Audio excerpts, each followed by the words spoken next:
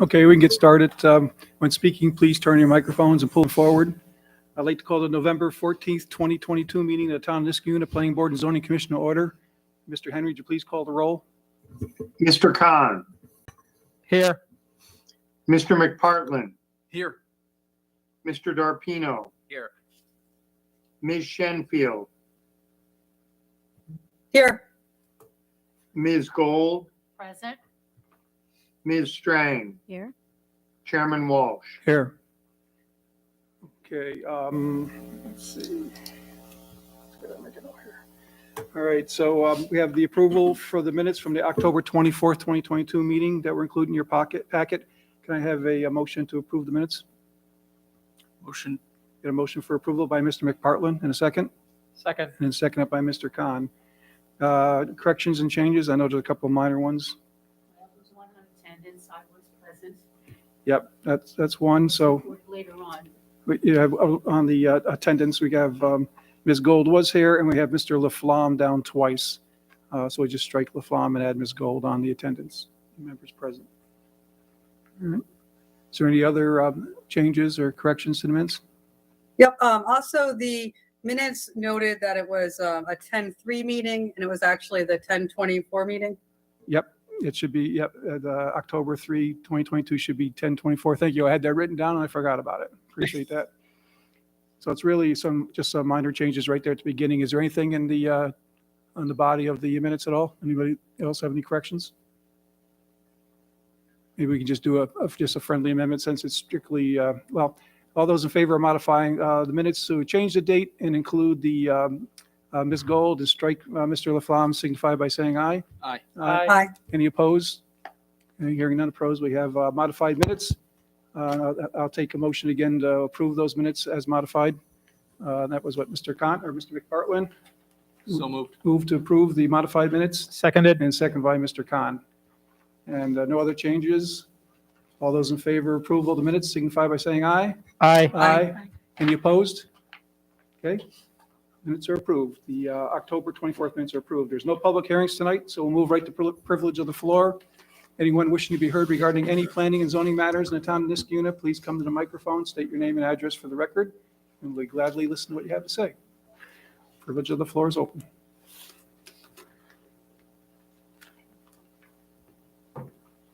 Hello. I'm Gail King. I'm a Niskayuna business owner, property owner, and business property owner. I'd like to speak to you tonight about Crescent Road, Knott Street, Clifton Park Road.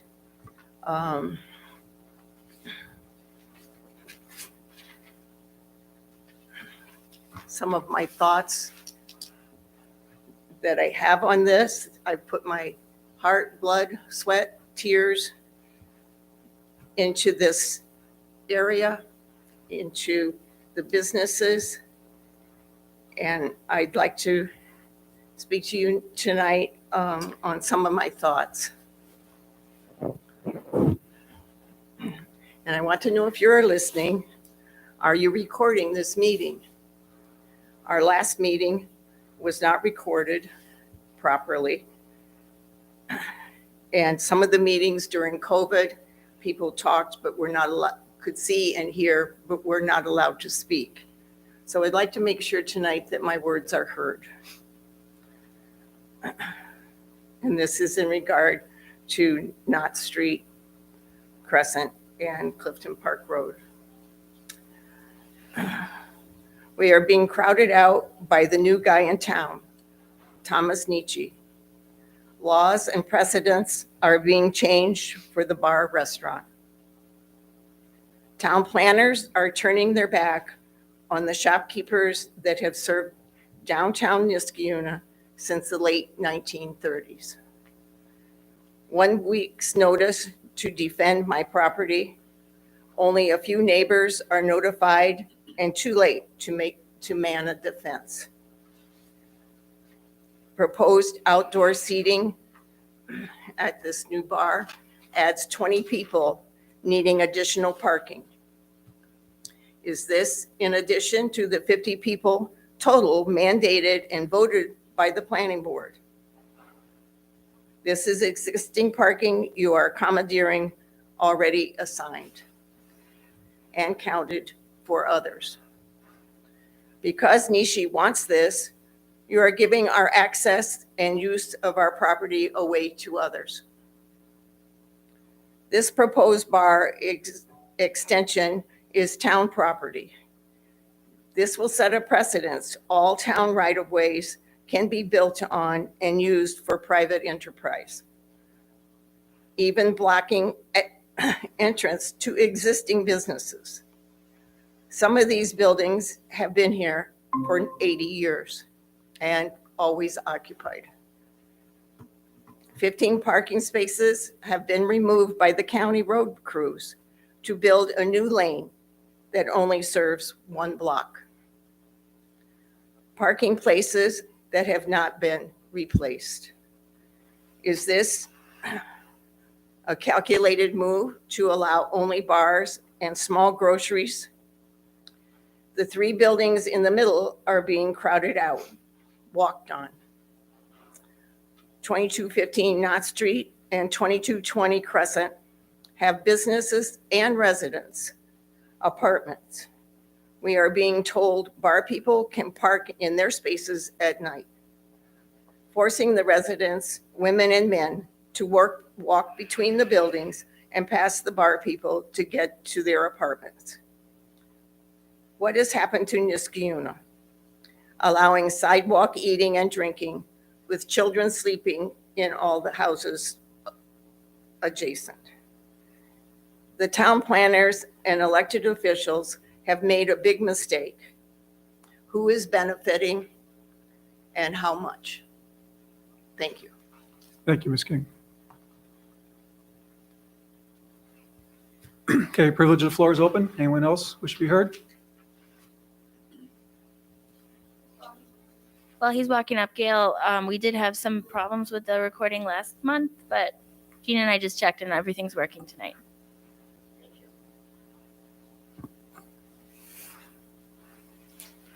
Good evening. Hello. My name is Thomas Nicky, and I own the Broken Inn Restaurant at 2209 Knott Street in Niskayuna. On May 23rd, I came before this board and presented our first design for increased safety measures and outdoor seating adjacent to the building and parking area at the corner of Clifton Park Road and Knott Street. That was 175 days ago. Since that point, I've spent dozens of hours of my time and thousands of dollars to create a safer space for everyone, more automobile parking, an area for people to park their bicycles, a safe place for families to sit, whether they order an ice cream cone or not, and one that that people want to use to gather and enjoy each other's company, all of which at no cost to the town. I have appeared and presented half a dozen times now at this planning board's meetings, had on-site visits with the planning department, members of this board, and members of various other town departments. And every time that we've had a discussion, we've made progress. We have revised and improved the specifics of the project, including 5 revisions professionally done by MJ Engineering, who designed the new parking and traffic patterns on Knott Street, which I think we can all agree are a fantastic improvement. All along, the board has seen these changes, and I believe for the most part, they have liked the progress that we have made in our discussions and the project in general. Also, over the past 175 days, this planning board has received nearly 200 letters from the community, most of which have been overwhelmingly in support of this project. And the few that don't support it, we've made attempts to address directly with those persons to make reasonable modifications to alleviate concerns. 200 letters from people in this town asking you to act. And you did, moving forward with a public hearing 21 days ago. And then 1 week before our public hearing, we learned that our landlord had reconsidered the project and withdrew his support, citing concerns over the proposed footprint of the project overlapping a small piece of his property. The landlord's permission is a town requirement to proceed with this project if the project is on the landlord's property. We had many conversations with the landlord, and time and again tried to make and find common ground. And he refused to permit this project to proceed on his property. So as a result, we had yet another drawing done, this one which excludes his property, which again was only a small piece of our footprint, without compromising the integrity of the project, capacity, parking spaces, safety measures, or anything else of significance. In doing so, and while we prefer to have it, we no longer require the landlord's support to proceed with this project. We have, however, listened to and implemented nearly all of his suggestions. Incidentally, there are 2 landlords, one of which is in agreement with our project, one of which who still withholds his permission.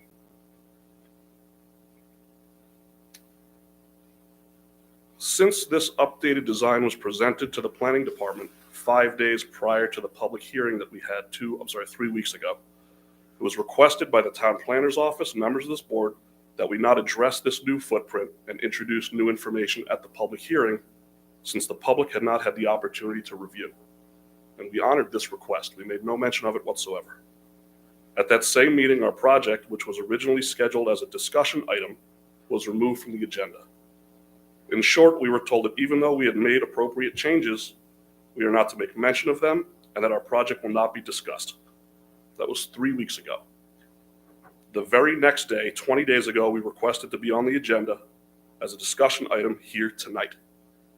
4 days later, we got a response that we needed to fill out a new site plan, that there were many legal matters pending with the town, i.e. very busy, and that it will be looked at, quote, as expediently as possible, end quote.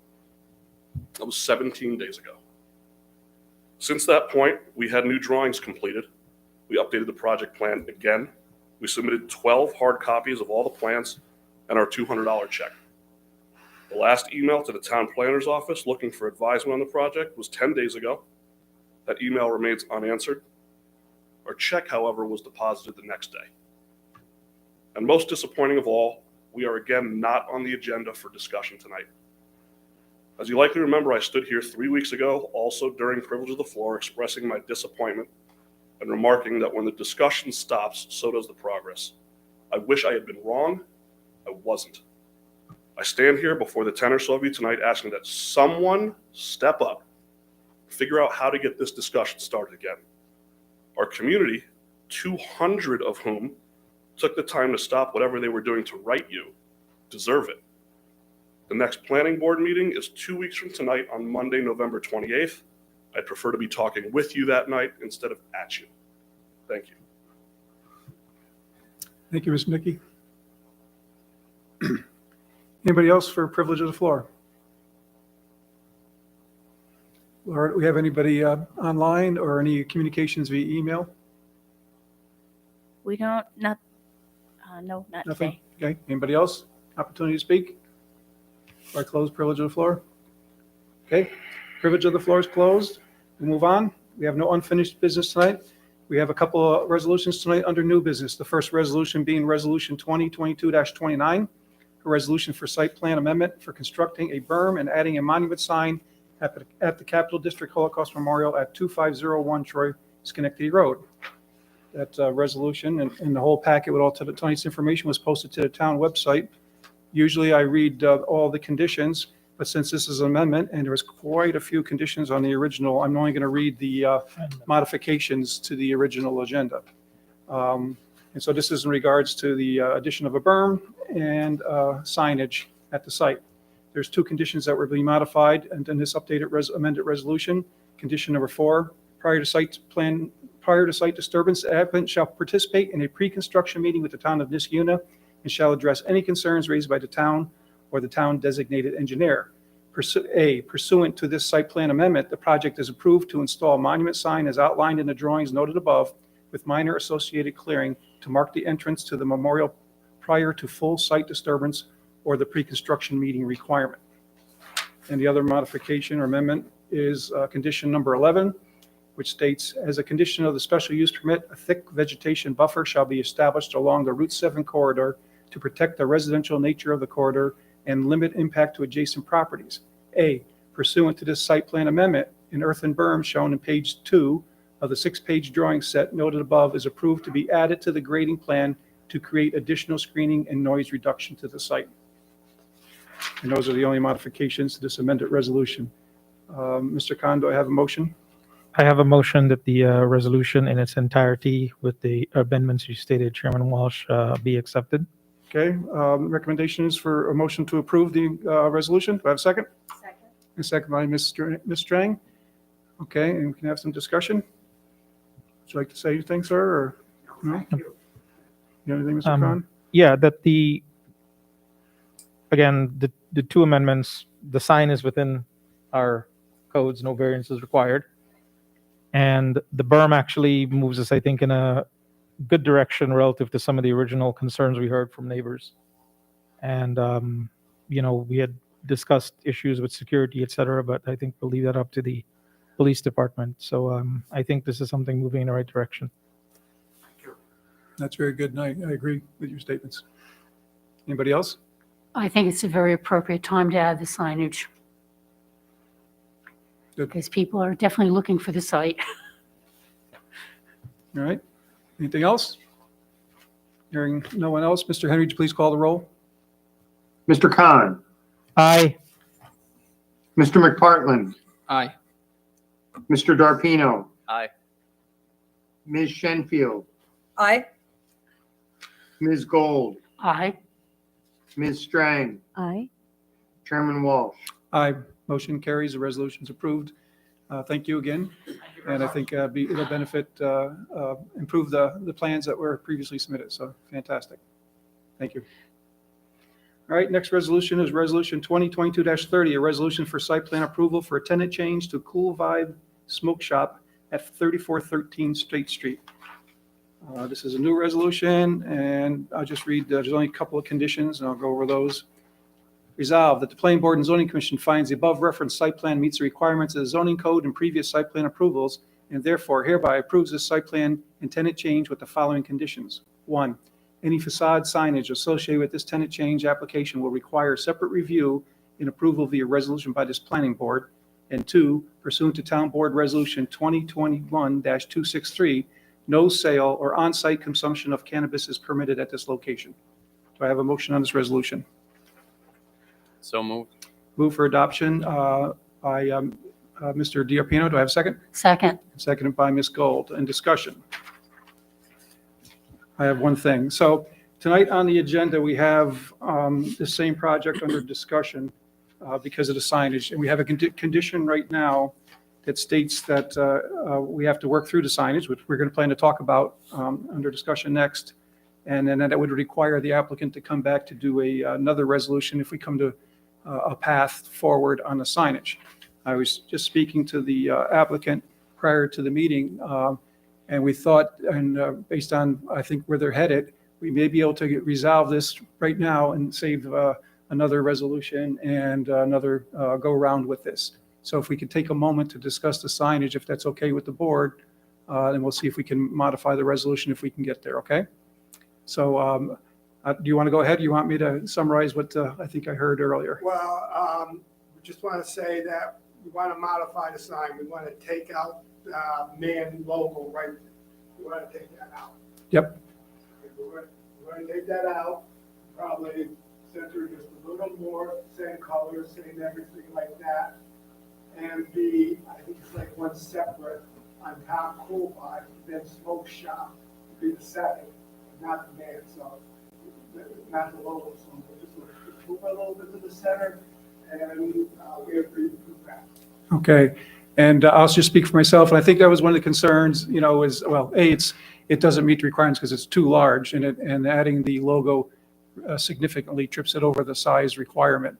There were some concerns about, the smoke and whether it's appropriate because, we're a smoke-free community and we do our best to try to minimize tempting, I guess, people to smoke, whether it be vaping, cannabis, or cigarettes. So that's a great, thing that you're doing there. Appreciate that. It turns out that the letters for the Cool Vibe Smoke Shop still exceeds the requirement of 1 square foot per linear foot of frontage on the facade. It still exceeds it with a maximum of 50 square feet. So it's less than 50, but if my calculations are right, it's 36 inches. And if we remove the 24 by 24 on the end, that comes out to 36 by 120 inches, which is 30 square feet. You're only allowed, you got 19 linear feet, so you're only allowed 19 square feet. So you're still going to require a waiver for 11 square feet. I don't know, Mr. Henry, if you have those numbers, you want to validate those or not, but that's what I come up with. And if the board, I'm happy to make a recommendation that we add a condition that approves the signage with the, I guess we call it the logo removed, but allow the size of the 11 square feet. So I'd like to discuss that. Chairman Walsh, the only thing I'd like to add is I see a dimension of 108 inches, the width of the word smoke shop. Would it be 108 inches wide by 36 inches tall? Hang on, I'm scrolling so I can see it on my computer here. I guess I'm a little confused because previously the height of the sign went down to the bottom of the word vapor in the logo on the right. So it's unclear to me what the dimensions are. Okay, let me, being proposed. still trying to get there. Here. What are the pages there? I have it on page 43. 43, if that's helpful. 42? Oh, 42, 43 is the new color coding. I think page 43 was labeled final by the applicant. Not that that helps you guys, but it might help Clark. So yeah, I see what Clark just mentioned here. It has okay. the dimension of 108 from the S to the P, which would be the total width if you're removing the graphic. And then it's got to be actually still probably 24 because we will count the space between the 12 inches and the 16 inches. So like to be safe, if I was writing a waiver, I'd probably do 24. Wait. No, I don't know how we would calculate that. So yeah, that, I think it's actually 31, Laura. Oh, okay. would be Thank you, my Clark. guess. I think it's 16 inches plus 12, and I believe there's 3 inches between Cool Vibe and Smoke Shop vertically. yeah, well, we include we include that inches, of course. So you're saying, so what do you have for total height, Clark, then? I believe 31, so you're 108 inches Okay, by 31, which would be about 23.3 square feet Mhm. of signage. that's what I got, 23.3. So we'll round that off to 24 square feet. Okay.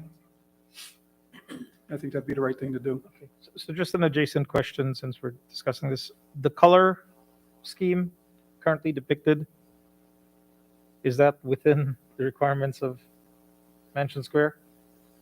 Yeah, so Clark and I looked at that. I think when we want to make sure that it's in harmony with the neighborhood and the businesses, but the highway commercial does not have the 3-color rule. So it's compliant with code, but it doesn't mean that you can't review it in context to the other signs in the area. I mean, for whatever it's worth, the orange lettering shows a lot more harmonious than the red lettering on the previous sign. Well, so I'm not sure that these colors, I mean, the applicant can speak to them, but I'm not sure that these colors actually just came through quite right. Because, oops, I just switched my whole, that may be that the printer didn't print them. I mean, you guys can speak to that. Do you see up there? One of them is the red and the logo guy is kind of brown. Yeah. I zoom in.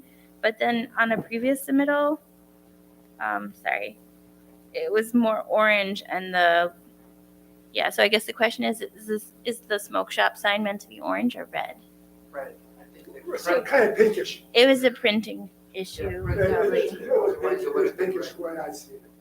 When I see it. Can I just ask the applicant, is this the only shop of yours? Is this the only one, or do you have more than one? Well, his father runs a smoke shop in Broadway in Schenectady, California City. Okay, but it's the name isn't the same. No, You don't have not the same no, logo or no, anything. no, his Okay. father owns the other store. Okay, so here's like, thank you, Mr. Henry. So, Make one color if you guys. well, let's get the size first, okay? So the size, what we came up with was 24 square feet. They're allowed 19 square feet, so it would require a 5 square foot waiver, irrelevant of the colors. I just want to make sure that the board's okay with that first. I support that. Okay, so I actually don't support that. Okay. I think I'd like to see what a compliant sign looks like. Yeah, it shows the picture of the facade. Laura, do you have that one? It kind of shows what it looks like. We're just trying, yes, it's right up here. May I propose, what if Cool Vibe and Smoke Shop were on the same line? Is there a way that we could get 19 square feet? I think that takes That way. another direction. I think it would be very. If you take a look, Mr. Khan, you can. Yeah. Oh, you got it. No, I mean, Okay. no, I understand and I see the layout, but See, I'm kind of, I'm happy that the applicant is willing to cut out that portion. I think there is some concern. no, that I heard. definitely, I think, And so I'm willing, again, I think it's a minor waiver, 5 square feet, so I'm willing just, to say, hey. And then. Keep in mind, Jangus, a lot of that square footage is actually blank. Yeah, exactly.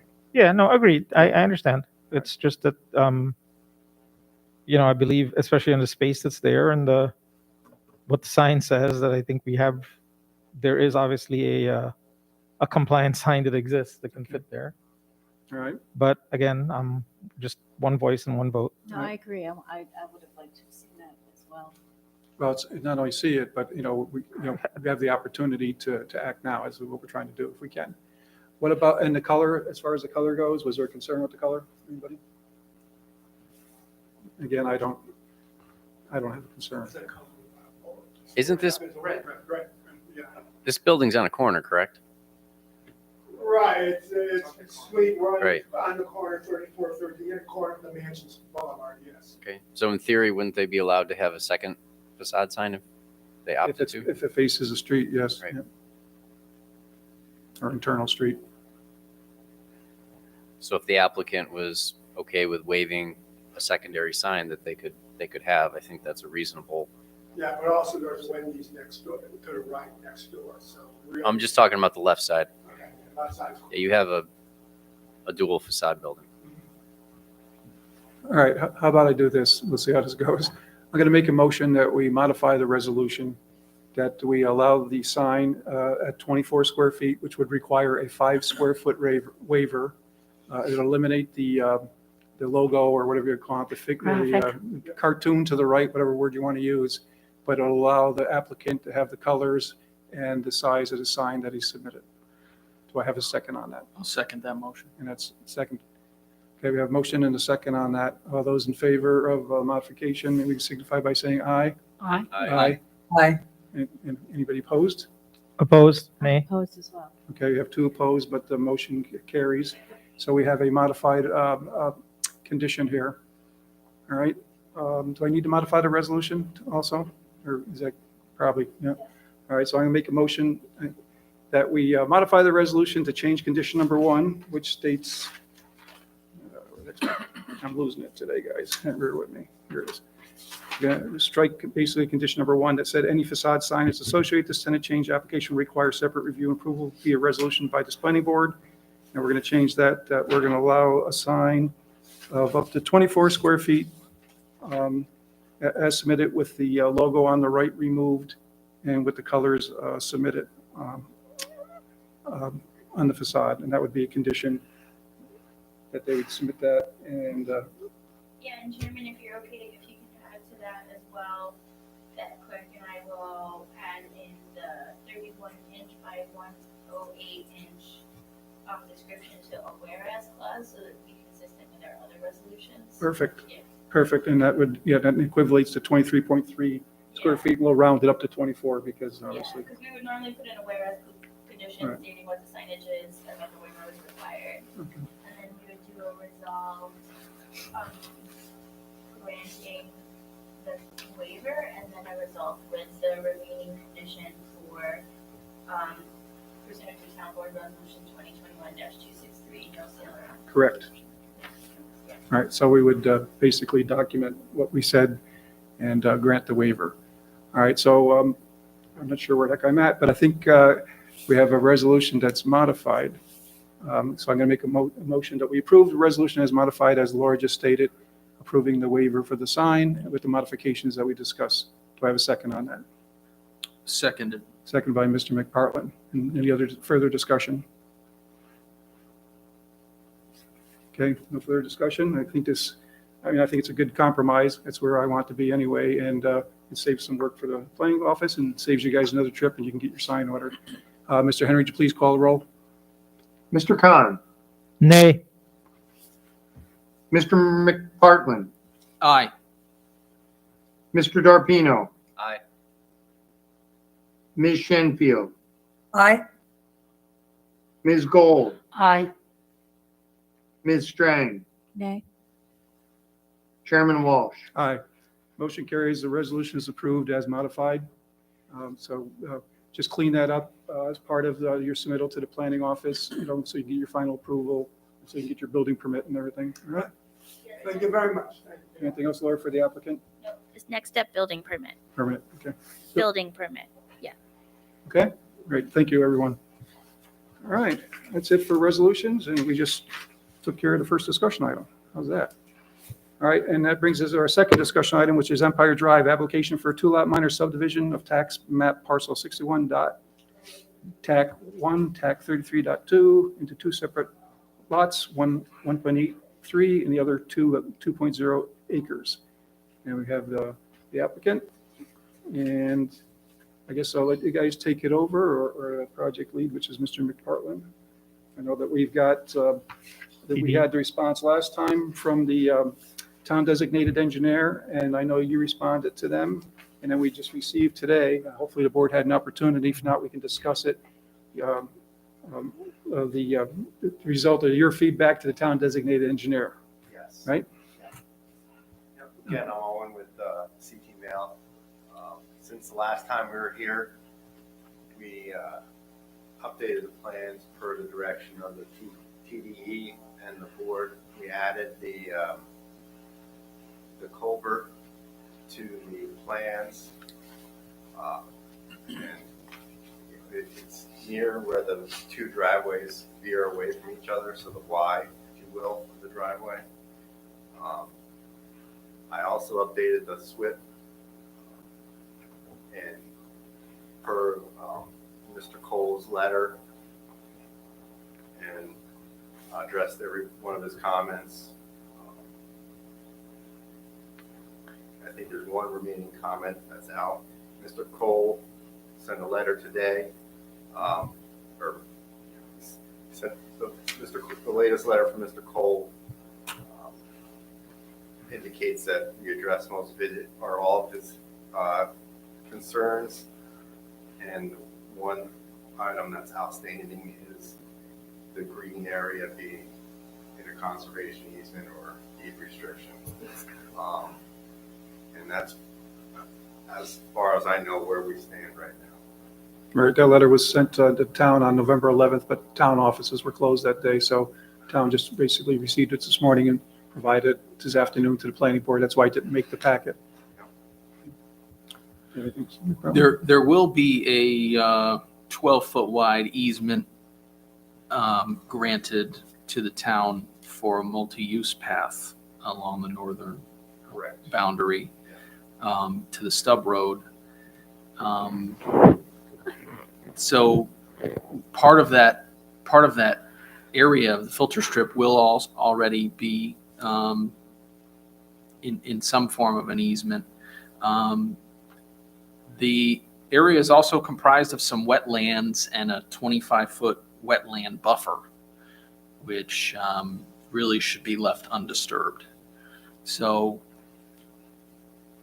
to that end, I think I would be in support of a deed restriction as opposed to a conservation easement, understanding that one still, the property owner sort of retains the property. I misspoke. I meant deed restriction. Okay. So for me, I was thinking it was sort of an either or proposition. Just understanding how the filter strip works. Should any of that area be disturbed, the runoff just may not be treated as intended. And being that there is a strip now pushing runoff up onto the surface without anything to absorb it, I don't know what those consequences could be to the wetland area and the property to the west. So wanted to hear from you guys what if any hesitation there is with having a deed restriction on that area. Let me start by, I'll read the comment, right? So all the comments were addressed, your response to the town designated engineer was, good. There's only one outstanding item, and that was item number 11 on the letter.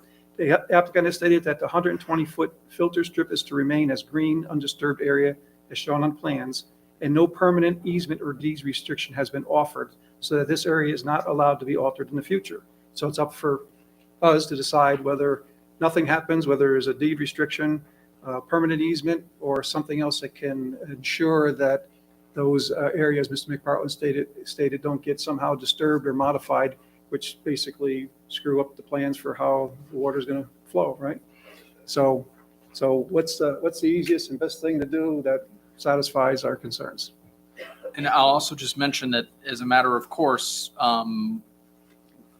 being that we're creating parcels that, if further subdivided, could still technically meet the requirements of the R2 zoning, we would condition the subdivision approval on a deed restriction against any further subdivision. So that's already going to be a condition of the final subdivision approval. Is it costly or is it hard to do? I don't know, maybe someone would help me out.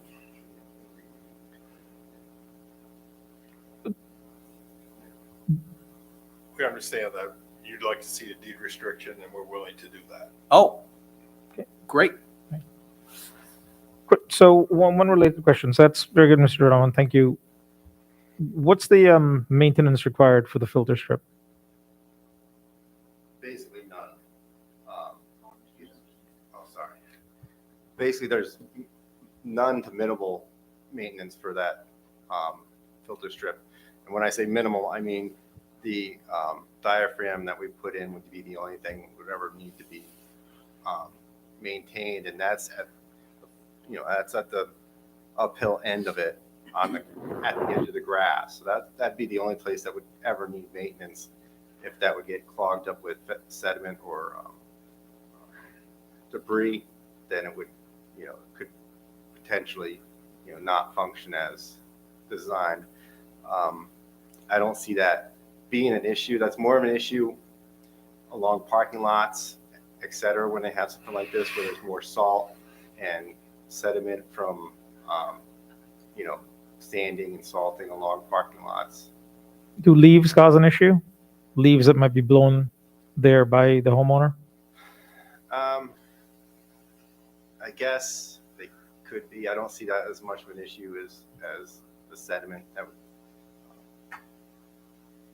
Is there how would the homeowner know? Somebody, if a subdivision's approved, land sold, somebody builds, how would they know that they need to maintain that? Is there a note on the drawing that states, to watch out for this or to inspect this periodically? It's all included in the SWIP.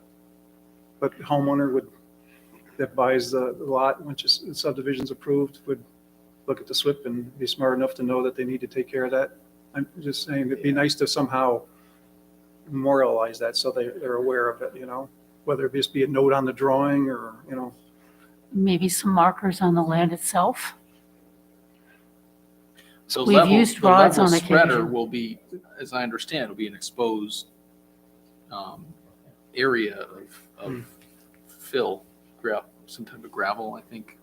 So we clearly don't want to actually put additional responsibility onto the town, but I do have a little bit of a concern that any maintenance, the minimal that the engineer stated that would never need to be done, could just fall through the cracks and never gets done. All right, if it doesn't get done, and then if there was a cause a water issue on a neighboring property, obviously they would call Yeah, the so town, that's what I was gonna say. so. It typically falls under enforcement sometimes, where if the non-maintenance causes an issue, the town gets a complaint, and then the town has it in their files that it's supposed to be maintained in such a way. And then the town will enforce that it be brought back to the condition of the subdivision in order to mitigate the drainage issues. Laura, would it be better to have a note on the drawing that just kind of summarizes briefly that responsibility of the homeowner to maintain that? Yeah, Or would a condition? you could put it as a note on the subdivision, or like a lot of times when the home is being built and there's a plot plan, the wetlands are delineated and the buffer is labeled as a no disturb buffer on the plot plan itself, which is typically what homeowners see much more than the subdivision or the resolution. You could put a note, gravel diaphragm here, maintained by homeowner or something like that. You could put that on the actual home plot plan, which is what homeowners are going to see more than the subdivision or the resolution. Sounds reasonable. Dumb question here. Is this an area that's going to need to be mowed, or can it go to wildflowers, or what? That whole green area? Yeah. Is not going to be. It's undisturbed. It's going to be left in its natural condition as is today. Okay. Just want to be clear on that. But Owen, where the lighter green is, where it says 25-foot flat grass area, are you able to leave some trees up in that area, or does that have to be cleared? No, it does not have to be. Okay, so because I think if you look at where that hatched 25-foot flat grass area is, there's a lot of trees that the tree council marked. So if there's a way to keep the trees I mean, there'll area. be minimal grading in that area. Okay. The plan as shown now shows minimal grading. It's, a designated 25-foot flat grass area. But, really that whole area is flat and it's going to be grass, whatever trees remain. And, if the tree doesn't have to come down, I don't think the homeowner is going to take it down or withdraw them and take them down.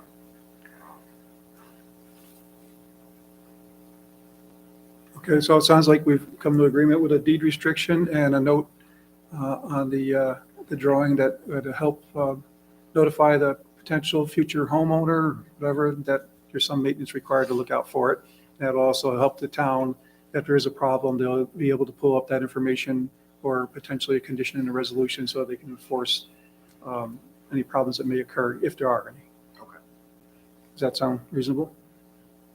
Quick question, with the deed restriction that we're discussing, would we want to request that it's in perpetuity? So it basically has an infinite no end, or would we request or have a suggestion for a time? Like a 20-year, 30-year deed restriction? And I guess it might be even a question for Attorney Finan, whether there is any sort of overview on us as a town, if we can request a deed restriction in perpetuity, or if there has to be a timeline on it. If it's a condition that we're placing on, then we would normally review it to make sure that it does meet the town's qualifications, and it would be my recommendation that it would be in perpetuity unless the engineering department says otherwise. I would recommend in perpetuity. Okay. So, Well, thank you, gentlemen. The proposed culvert is a huge improvement. I think that really makes this design complete. Tentatively, we were hoping to call for a resolution for final subdivision approval in the next meeting. Do any of the board members see an issue with that? nope, I don't. Yeah, not with the discussion that we had today. No, I think we've appreciate your work on this and addressing the concerns of the neighbors, both in the county and in Niskuna, of course. And so I think we're have a good product in the long run. So I appreciate your hard work. Great. Right, and of course, Laura, this letter that we got from the TD will enter We the can put public that- record, right? We'll put it in the next packet, so the public can see it. Unfortunately, like Kevin had said, it was unable to make it into this packet. Right. And I guess, one of the key statements in that letter is that the runoff from the, what will be the now new subdivision disturbed land is actually better than what it was before. It's reducing the runoff. reducing. Yeah. Mhm. Yep. Great. And just, we would put our typical the limits of clearing are pretty close to what the tree council marked, but anytime that there's a tree that's close on the limits of clearing, you try and keep that tree. They flagged as many of them as they could along the limits of clearing. And they always like me to tell everyone this, the flags do not mean the trees are being taken down. And you make sure that your person who knows that when they go, so those are the ones to be saved. Okay. All right, so we'll have a resolution approval of the subdivision at the November 28th meeting, which is, I believe, a couple weeks away, right? Thank you. All right, thank you. Thanks for Thanks for your hard work. All right. Next up is discussion 2721 Balltown Road, and this is the application construction of 2 additional 6-unit apartment buildings, Mr. Ritmo, at the Old Aqueduct Animal Hospital property. Mr. Chairman, I just need to renew my recusal. Recusal. Okay, thank you, Ms. Strang. Hi. Hi, Mr. Chair. Thank you. Board members, appreciate the opportunity to appear again before you to discuss this application. We will we will appear tomorrow evening before the Conservation Advisory Council, and we anticipate also appearing before the ZBA for use and area variance relief at their December meeting. We'll be submitting that application tomorrow to meet the filing deadline. Since the last meeting, we prepared some minor revisions to the plan based on some preliminary feedback that we received from the board at the last meeting. We understand that this is an ongoing process, that essentially the comments we're receiving now are a preview of the types of things that if we get past the ZBA, if we get past the use variance issue, these are the types of things you'll want to see addressed as part of your site plan review. So we appreciate having that preview. It will help us refine the plan before we get to that point. Before we get into those changes, I'll have Alex point out those changes.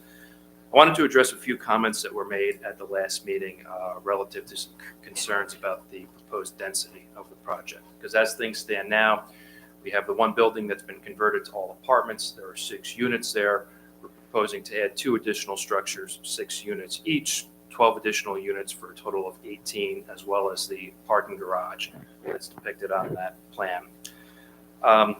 If we're guided by the supplementary regulations relative to multiple family dwellings at 220-26, which section was referenced last meeting in the context of there being an increased side yard setback requirement for multifamily dwellings beyond the underlying 25-foot setback requirement in the RP zone. I think it's also worth pointing out that the number of units we're proposing here is materially less than would be permitted based on a straight application of the supplementary regulations. This lot is 3.39 acres in size. Pursuant to 220-26 A2, the maximum dwelling units per acre for multifamily buildings shall be 10 units per acre. So at 3.39 acres, we're talking approximately 33, close to 34 units that would be permitted if the site were unconstrained and we were allowed to go to the max allowed under the zoning. We're proposing just over half of that for the total of 18 units. Also, 3 stories are allowed. We're proposing only 2 stories in both of these buildings. Site coverage, the maximum site coverage for multifamily units for all buildings and structures shall be 30%. In our initial proposal, we proposed complying with the underlying coverage requirement in the RP zone, which is 20%. So again, we're still well below the maximum build-out envelope that's permitted by the supplementary regulations. The one issue that we have that we'll be discussing with the ZBA is the side yard setback. We're proposing 25 because that's the underlying requirement in the RP zone. 40 is required under the supplementary regs. We'll be discussing with the ZBA our view that 40-foot setback was put in place assuming a much denser development under the supplementary regulations than what we're providing here. The other thing we'll be discussing with the ZBA is the fact that if we were to propose a use that is permitted within the RP district, be it a medical office, general office, nursery school, or daycare center, uses that are not, we believe, as inherently compatible with the neighboring residential uses as this mixed use, or multifamily building is, then we'd only be subject to that 25-foot setback for a use that's arguably less compatible than what we're proposing here. So we think that'll be relevant for the ZBA's consideration as well. Alex, do you want to point out the plan modifications that have been made? So basically, we changed. Please, we gotta make sure we get you on the record, okay? Thanks. So basically, we changed the dumpster locations. I know you guys said maybe put two of them together. Again, it can be changed, but we put the one in the far back from this view, right corner, and then one in between on the other side yard. So we got them away from the neighborhoods as far as the garbage trucks go. We looked into placing the garages in the buildings like you guys asked. Just didn't really work that well and didn't lay out that well. If we have to get rid of the garages, we have to.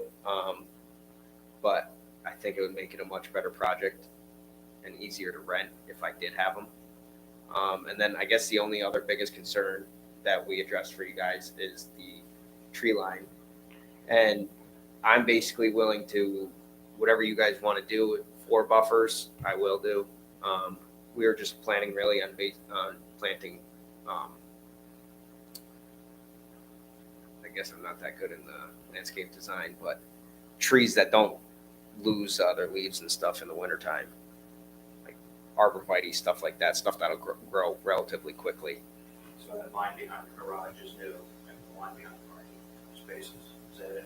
Yes. As far as that goes, that's pretty much it. Have you given any thought to, let's say you've got to meet the 40-foot setback, how you would position that one building that appears to be inside the setback? At that point, I would probably have to lose the garage to make it work. Okay. Yeah. And then I would probably look in. I mean, it doesn't really work to put the garages in the buildings as far as we tried. We could try again, but it didn't work well. It's an additional story. Yeah, and then we're going to be higher. Right now, the buildings sit at roughly 30 feet in height. The trees are 65 plus or minus when we measured. So another story is then going to put you at probably at least 45 feet. So you're getting closer. You're standing out a lot more. It's not going to match the front building, so it's going to look out of place, in my opinion. And it definitely wouldn't look like a residential house at that point. But I guess that's not for me to decide. Okay, so we're, I have to pull up the drawing board. So we're 25 foot off, basically, off the property line for where the residents are, right? And that's what the RP code, if you were to build something that was approved in the RP, that's what you were talking about, right? Yep. The corner of the existing building, yeah, it looks like it's a little bit further away. Maybe it's, I don't know, pick a number, 35 feet or something like that. Yeah. You know, it'd be nice at a minimum to be able to carry that corner parallel to the property line down and try to move things over a little bit. You know, because to the north, you can see how far away the residence is, but on the south, you know, it's real tight to those, you know, existing homes, you know. And that's my concern is like, just is, you know, to protect the neighbors. And there's concerns there with the previous property, right? Yep. And this was an improvement over that because it's residential, right? Yeah. But then, you know, it's growing, right? Which you have a right to go to the ZBA. But, you know, I think I could see where there'd be some concerns on a couple of those properties, you know, looking out their window and, you know, and having somebody appear to be pretty close to them. Especially if you go by at night when you see the lights on in those homes, it seems really, really tight there to me. I guess that's my concern. Do you give any thought to, instead of having two 6-unit buildings, like say one 10-unit building located where the parking garage was and flip things around? Yeah. Is cost cheaper to build one building versus the two? So that was my original plan, actually. And we're going to do one building basically where the parking lot is now. But then we would have parking on either side. And it would just, in my opinion, again, it wouldn't look that nice. And this kind of looks more like a development rather than just one massive structure. Again, if that's the way we need to lean, we can. I'm just trying to go for a nicer project. You know, if you do get your use variance, we're going to go through all this iterations, right? Okay. So I'm just concerned, you know, even though, like you mentioned that lot coverage, you know, you could have X number of units, I can't remember what you come up with, 33 units if you were to develop it, if it was unrestricted land. And we know that it's wet back there, so that's not the case. So even if you say it's 60-40 split the land, that still puts you at around, 20 units, and obviously you're less than that, you're at 18, right? Yep. But I don't, what if you had a 10-unit building where the parking is, the parking garage, and then the Okay. parking garage were on the other side? I'm not sure, I don't know the answer. What's more of an impact to the neighborhood? Looking out your window and having the backside of a parking garage, or looking at a 2-story building? They are 2-story, right? Yep. Looking at windows. I don't know what's better. If the board has more of a concern about the houses to the south at the bottom because they're closer than the ones to the north, what if we were to push everything, say 10 feet or so north? We might still need area variance relief from the ZBA if we have a 10-foot or 15-foot setback instead of a 25-foot setback, but then you buy 10 feet on the south side to shift everything north, and you're still a good distance away from that house to the north. Yeah, so I didn't see it in the drawing, but you could probably answer. What is the setback on where the garage is right now?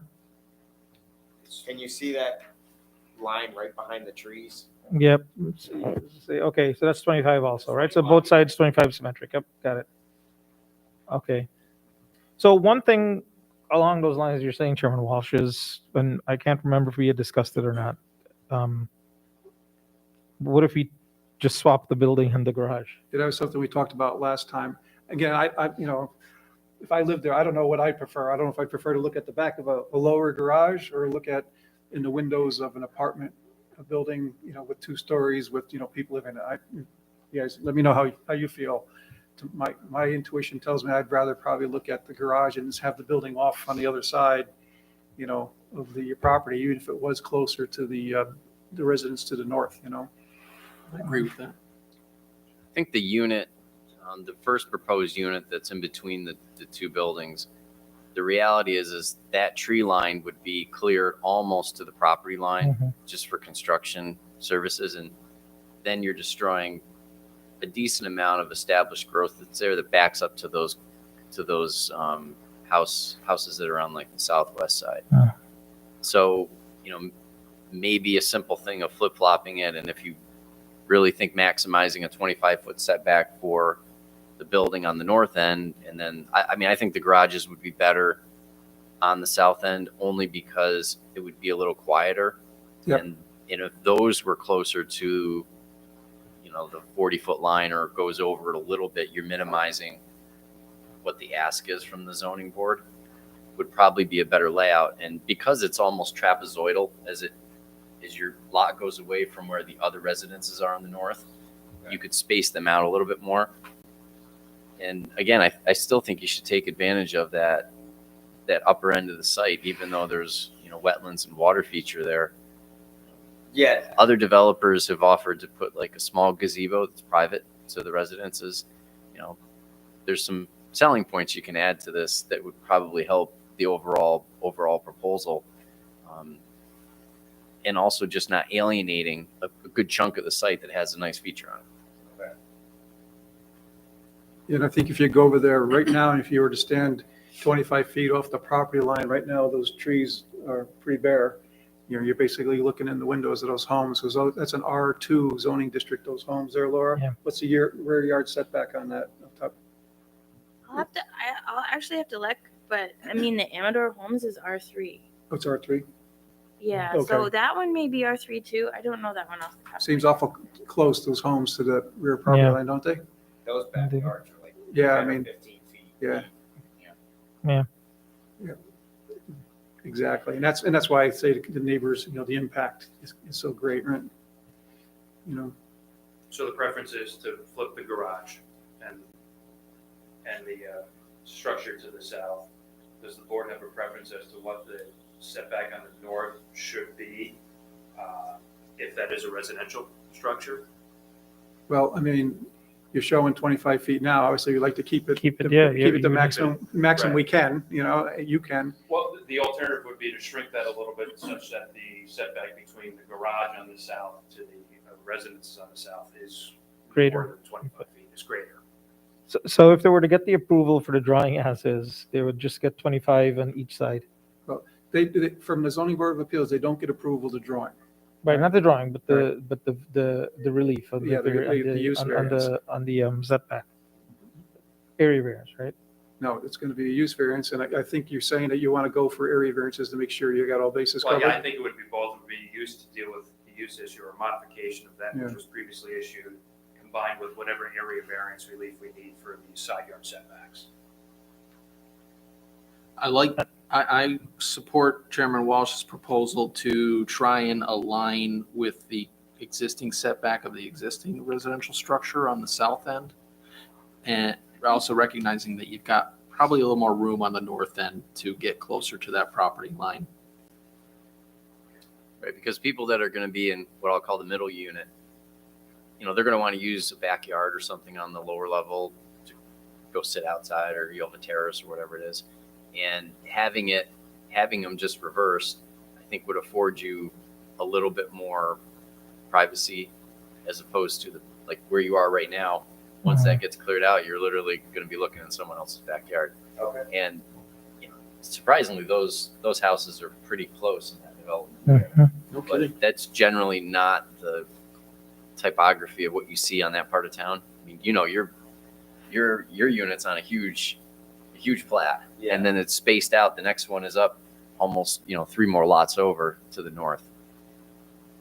So right now, we're showing trees tucked in between the 25-foot line and Right. the garage. We could put the buffering within the setback. Yeah, and the trees too. Like, if the building is switched, I would say, you know, avoid the lollipopping of the trees. You know, planting them in a row. Plant a few nice trees in those areas, and you know, I don't think you need to have a huge vegetative buffer. There's a pretty good amount of space. Now that side of the lot, I remember after that was all cleared out from the old buildings and everything, so there isn't as much growth on the south and the southwest side. There's still some good trees there. So if you could retain those, I think it would be beneficial, especially if any of the neighbors to the south are opposed to it. When they get the notice, they may not like seeing those trees go. Am I allowed to plant trees on the property line? Up to it, I believe, yeah. Yeah, I mean, you can plant up to the property line. Because it doesn't have to stay in that setback, right? Trees, yes, you can plant right up to the property Right. line. If you're planting, if you're trying to go right up to the property line, though, we always recommend that you have a surveyor actually flag your property line. Okay. Yeah. Yeah, I mean, Yeah. just to plant like some maples or something, so it's not Yeah. all arborvitae's. And I think we said at the last meeting for the building that's facing the sidewalk, there won't be any terraces, there won't be any patios coming off of it. You'll only be doing that for the building. In the back, yeah.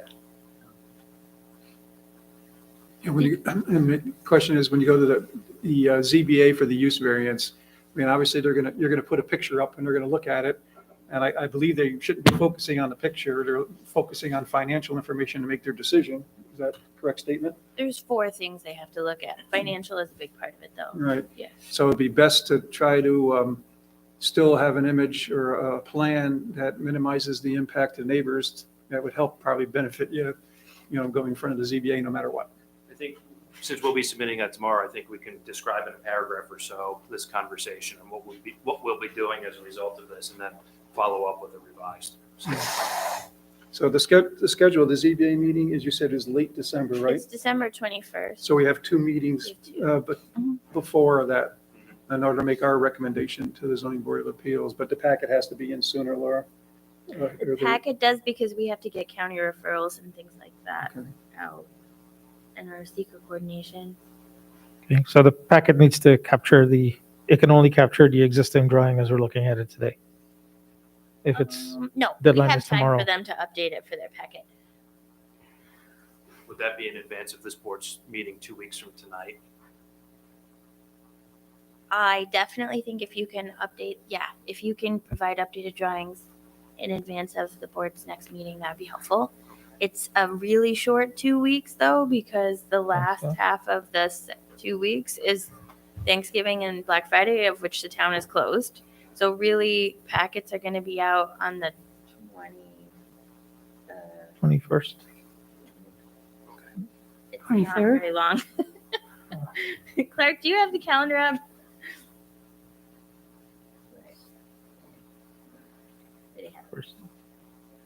No, I only have 2023. It's like Wednesday would be the 23rd. Yankee Thank you, Daisy. The day before Thanksgiving. Right, the 23rd. Yeah. So that's the day we would have to have the packets out. So we would need something, by like the 21st. And if you don't get there, your suggestion to, have a bullet summarizing the conversation of where you're going, potentially going with the site plan, I guess you call it. Whatever you can do is going to benefit yourself though, right?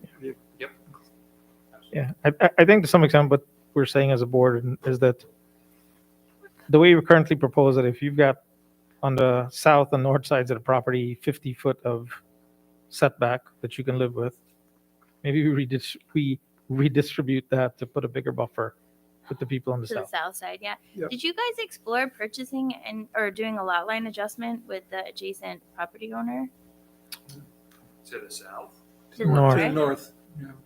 That little triangle there seems like it's a waste, Because it was actually part of the site was subdivided, wasn't it, Laura? And that house was, Yeah. it was, Yeah, it's like right before I bought it. yeah. And that property owner in the future may still be able to subdivide, right? They would have the frontage, but I don't know that they would have the area. The area. I would have to, I don't know that off the top of my head.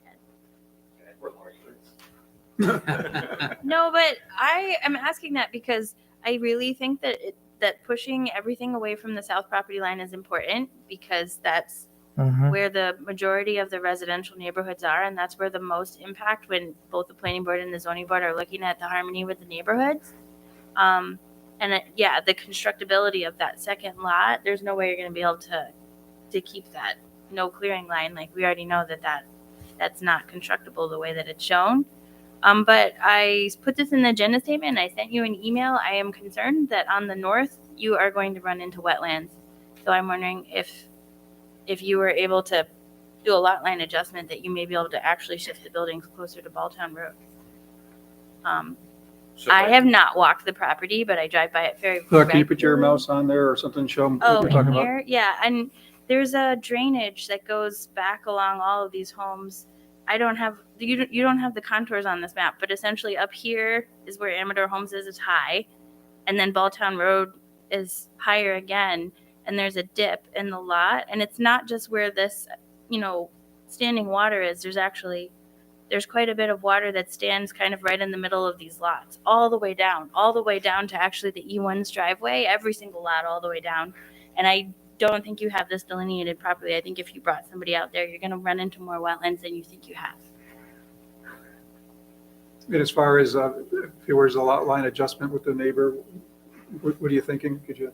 Well, I'm just thinking I think where you have this lot, this second building that's closer to the pond is where you're going to run into more delineated wetlands. So if you were to do a lot line adjustment with the northern neighbor, you might be able to shift things, more in a horseshoe shape or something over to here and avoid the Yeah. wetlands. I actually think it's less ideal, but I think you're going to have problems with your wetlands. Maybe we could accomplish the same, just mindful that triangle really isn't developable by the property to the north, by asking the ZBA for area variance relief to shrink down that setback rather than also having to purchase a slice of property that's not going to be used anyway by either property owner. But we'll talk to our engineer about the wetlands issue to make sure we get that delineated.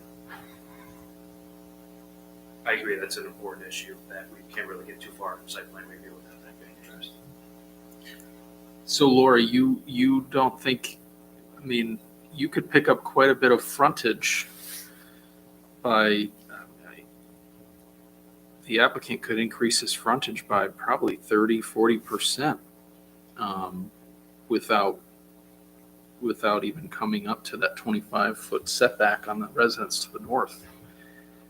Yeah. It's your opinion that a second 6-unit structure kind of matching the existing on the road would be less desirable? Well, what I'm getting at is that I agree with the board trying to shift things to the north. I think that that's desirable as far as a layout goes because the density's to the south. But I'm concerned that when you shift to the north, you may run into some wetlands.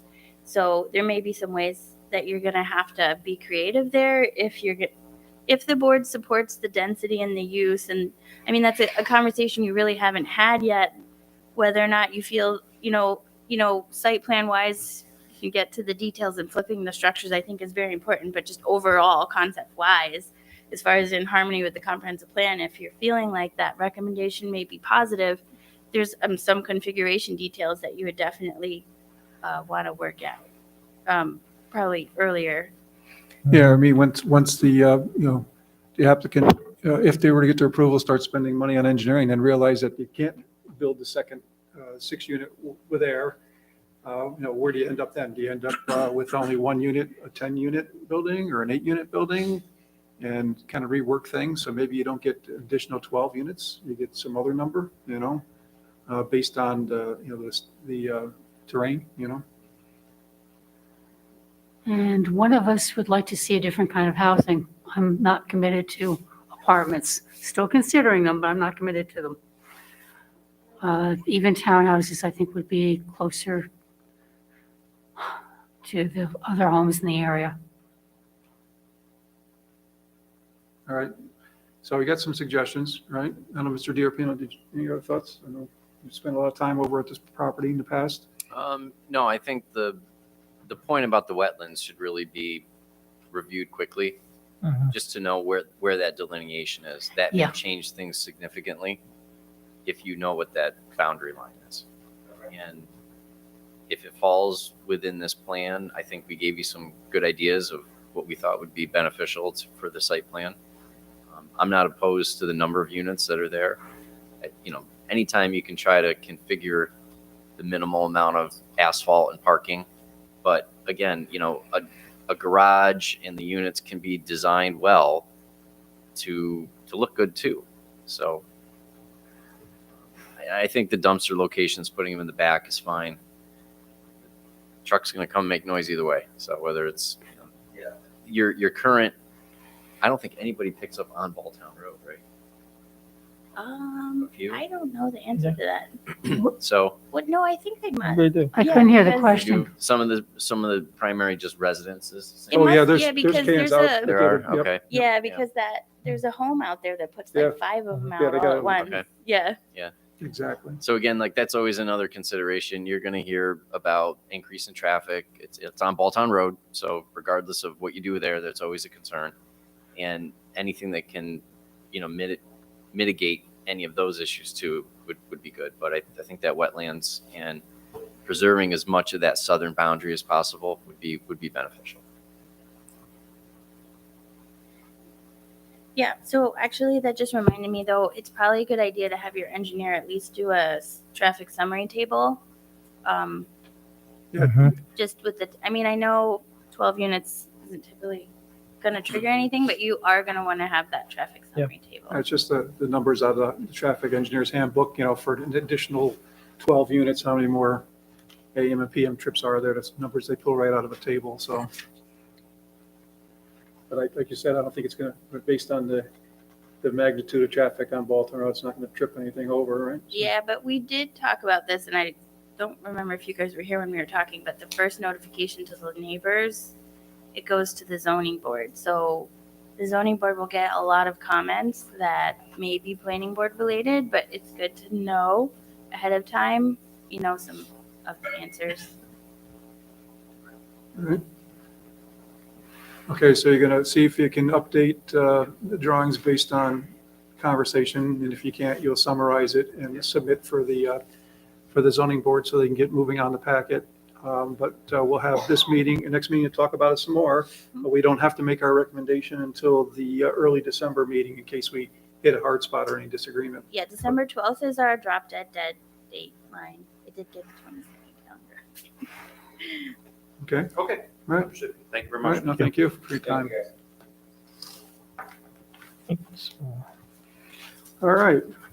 And last on discussion items for tonight is 1851 Union Street. This is the Mohawk Golf Club, an application for subdivision. And we have to start with, first of all, hearing about it's the first time tonight, or first time for us for this project. And this will require, at least as submitted, a significant number of area variances, so we'll have to discuss that between now and, Laura, is this something that we're looking at for the December CBA also? No, No, it just came in. just came in, okay. We had the privilege of the floor, we already missed the privilege. At the privilege of the floor, you had the opportunity to speak regarding any planning and zoning matters. So I'm sorry, but you missed that. You, Yeah, I'm sorry, but I said regarding any planning and zoning matters, privilege of the floor was the time to speak. This is the first time the planning board is seeing this project, so there will be no actions taken tonight. So you're welcome to submit written statements or come to the next planning board meeting and speak at the privilege of the floor. Okay, and like I said, no action is going to be taken tonight, so I wouldn't, don't worry about any commitments being made tonight or anything. Well, if you want, you can email me what you were going to speak and I can send it to the planning board. And then you're welcome. Again, privilege of the floor until we call a public hearing is where you're allowed to speak always. But if tonight you missed it, you just email me your comments and I'll send them to the board. I would like to make my comments, I can email them. you can make them at the next meeting. Yeah, you can make them at the next Yeah, meeting. we're gonna have plenty of time. This is the first time we've seen it. Again, there's no action being taken tonight, so you're obviously welcome to stay and listen to what the applicant has to say. That might change something that you're thinking about, and then have your what you would like to talk about for the next meeting, which is November 28th. We gladly listen to you then, okay? All right, thank you. Mr. Chairman, I have to recuse myself from this discussion. Okay, thank you, Mr. McPartland. Okay, all right. Good All evening, yours. everybody. My name is Dave Kimmer from ABD Engineers. I'm here on behalf of Mohawk Golf Club. And we're here tonight to present to you our sketch plan for a 22-lot townhome subdivision. As you can see here, the proposed subdivision is going to be on the east side of the golf course, adjacent to Ruffner Road. You can see here's the main golf course here, Ball Town Road over there. This is going to be on Ruffner Road near Mountain View Avenue.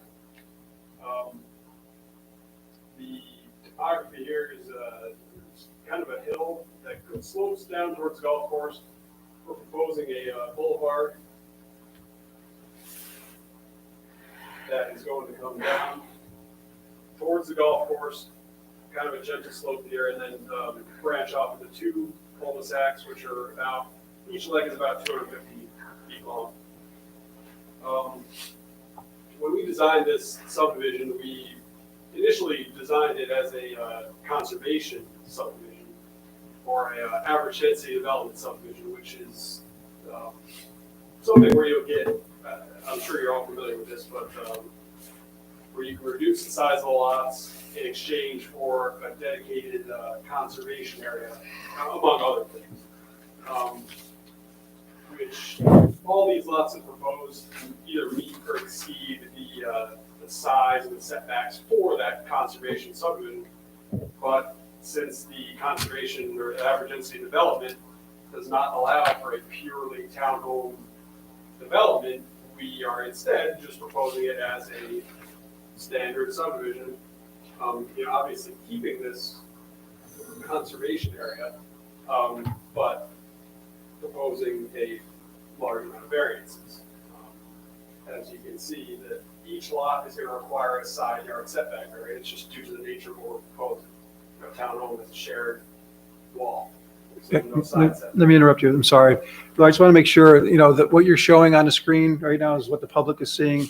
It really doesn't differ much from what the applicant is showing here. Do we need to put the camera or relocate this so that the camera is on it to make sure it's captured properly? I can see what he's reviewing. I actually don't think it's different, except that he just Okay, colored it green. then okay, I just want to make sure that you're using the microphone so we get you okay. And that's on, it was on Velcro. Is it still on Velcro? Laura, that microphone? Yeah, you can. If you pull that really hard, I think. you There can we pull go. it off. Just want to make sure that on the record so that everybody knows what we're talking about. Thank you. C's and hairs. Sorry. Yeah, he's recording the map that he's showing. Right. Okay. So that's, pretty much all there is to it. I mean, as you can see, we're trying to, we think that this development works well for this area. We're leaving a 50-foot buffer between the backyard property line of the neighbors on Ruffner Road to the property line here. And there's going to be at least 50 feet of vegetation that's going to remain, a little bit more on this side just due to the topography. And then a large, vegetated area here and a stormwater area here, which is going to actually be a feature that's going to be maintained by the golf course, because all this common land is going to be retained and deed restricted and remain with the golf course. I think in general, the idea is that these townhomes are going to be marketed towards members of the golf course, not really to families, or to people who are looking to downsize. So, it is 22 units, but you're not going to see a large increase in traffic to the area. And yeah, I know that there were some concerns and comments from the town, and I'm happy to answer any questions that you guys may have. Okay, thank you. I think we got to start with, what's allowed there, right? And we should work our way to where we're at. And the golf club is zoned R1, is my understanding, right, Laura? So that's 18,000 square foot lots, with the appropriate setbacks, so on and so forth. So you could, without, with the proper design, put single family homes in there without any area variances. Of course, meet all the standards of our subdivision and all the requirements for access, et cetera. So that's one potential, which you're choosing not to do. Just want to make that clear. Next, we have the average density development, which you mentioned, which gives you the opportunity to do a little bit of both, right? And 22 units, and I think we talked about this before with the planning office, so on and so forth, that it's 40% would have to be single family homes. So that would come to, I can't remember, I think it comes out to 10 because it's like 9 homes or something like that. In order to have an even number to have townhomes, it would be 10 single family homes and 12 units, right? Yes. Right. So that's an option that you have, again, that you don't want to choose. And that would require a special use permit, I believe, and that would have to go to the town board also, that approval for average density development. Okay, but that would take care of the area variances and so on and so forth, because it's all rolled into the average density development, right? And so I think it's important. I know there's been some, you've been working on this a while, why you don't want to do the average density development. Could you might have mentioned it a little bit, could you state that again, your concerns, or why you don't want to have any single family homes at all? I think Bill Sweet, also another representative of the golf course, may be able to talk a little bit more. I think it's about important that we go what through the all golf those course things wants. and we talk about what all the opportunities are and why you're choosing to do what you're doing. Thank you, Mr. Chairman. Bill Sweet, representing Mohawk Golf Club. Quite honestly, it just boils down to where the market demand is right now. And there's a lot of competition in the detached single-family home market. The town of Niskayuna, as we all know, does not have a lot of townhome opportunities that would be available to current residents of the town. I currently have a list of 15 interested parties for townhomes in that area. And our intention, again, was try to minimize the neighborhood impact. If you start to count up the number of bedrooms that would be included in 4 or 5 bedroom single families versus 2 bedroom townhomes, the density and the number of traffic trips a day and the bus trips and all the other things that go with single family development probably would create a much more dense development than we're proposing here with the same number of units that would be allowed under the average density development. It would be less bedrooms. And so our feeling is we want to go to where the market is. The square footage and the impact from the coverage standpoint is a lot less with townhomes too than it would be with single families. We're probably looking at two townhouses side by side with a ground floor square footage of potentially 2,400 to 2,600 square feet, maybe a little larger, let's call it 3,000. Whereas you could have a single family home that ultimately could be 4,000 square feet on that same lot. So our thoughts are minimize the impacts to the golf course, minimize the impacts to Ruffner Road, keep that 50-foot buffer. The golf course will take ownership of all the conservation, all the remaining areas, and we'll take full responsibility via deed restriction easements, whatever we need to do for all the stormwater management, because that will incorporate into the whole drainage plan that currently exists for the 190-acre golf course, down to the retention area that we worked with the town on constructing on the 14th hole, which then leads down, and we do not have any, we've already done a wetlands delineation and we do not have any wetlands impacts on our property. That drainage course is already well-defined and does drain into municipal drainage. So we're not anticipating any wetlands impacts on this 14 acres in addition.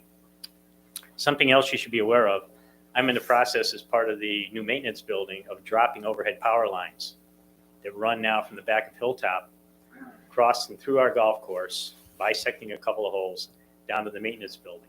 We're going to drop those and bury those so we have no overhead lines internal to the golf course any longer. As part of that, we reached out to the water department because we were going to be digging and trenching with National Grid. Come to find out, there's a town-owned 16-inch water line that runs from Ruffner Road down our 14th fairway, ties in behind that kind of juncture there of the 4th and 15th and 13th, or third hole. And then an 8-inch line peels off of that and runs down the 15th and across our 5th fairway, probably over towards Jaffrey Court.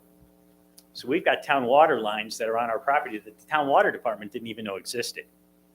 So we worked in conjunction with them for a couple of weeks with metal detectors and sonar, and we've located where all those water lines are now. But I did see a particular note in there that's only a 6-inch water line on Ruffner Road. Well, that's probably because the town water department didn't know until we went through this exercise that there's actually an existing 16-inch main feed that runs on our property down the 14th hole. And then we peel off with an 8, and we're going to tap into that for a new 2-inch line to the maintenance building. So there's been a lot of participation with the town on how we deal with the infrastructure and the utilities that are currently on our property that aren't a matter of record. And we are all, by the way, Laura, doing record sets now. And the water department did plot everything by GPS, and I'm going to hand that off to ABD, and we're plotting all of this. So it become a matter of record. But we're looking at all the existing conditions, the things we've done for stormwater management already in that area, what we do on the golf course, and where the least amount of impacts would be created to the residents on Ruffner Road.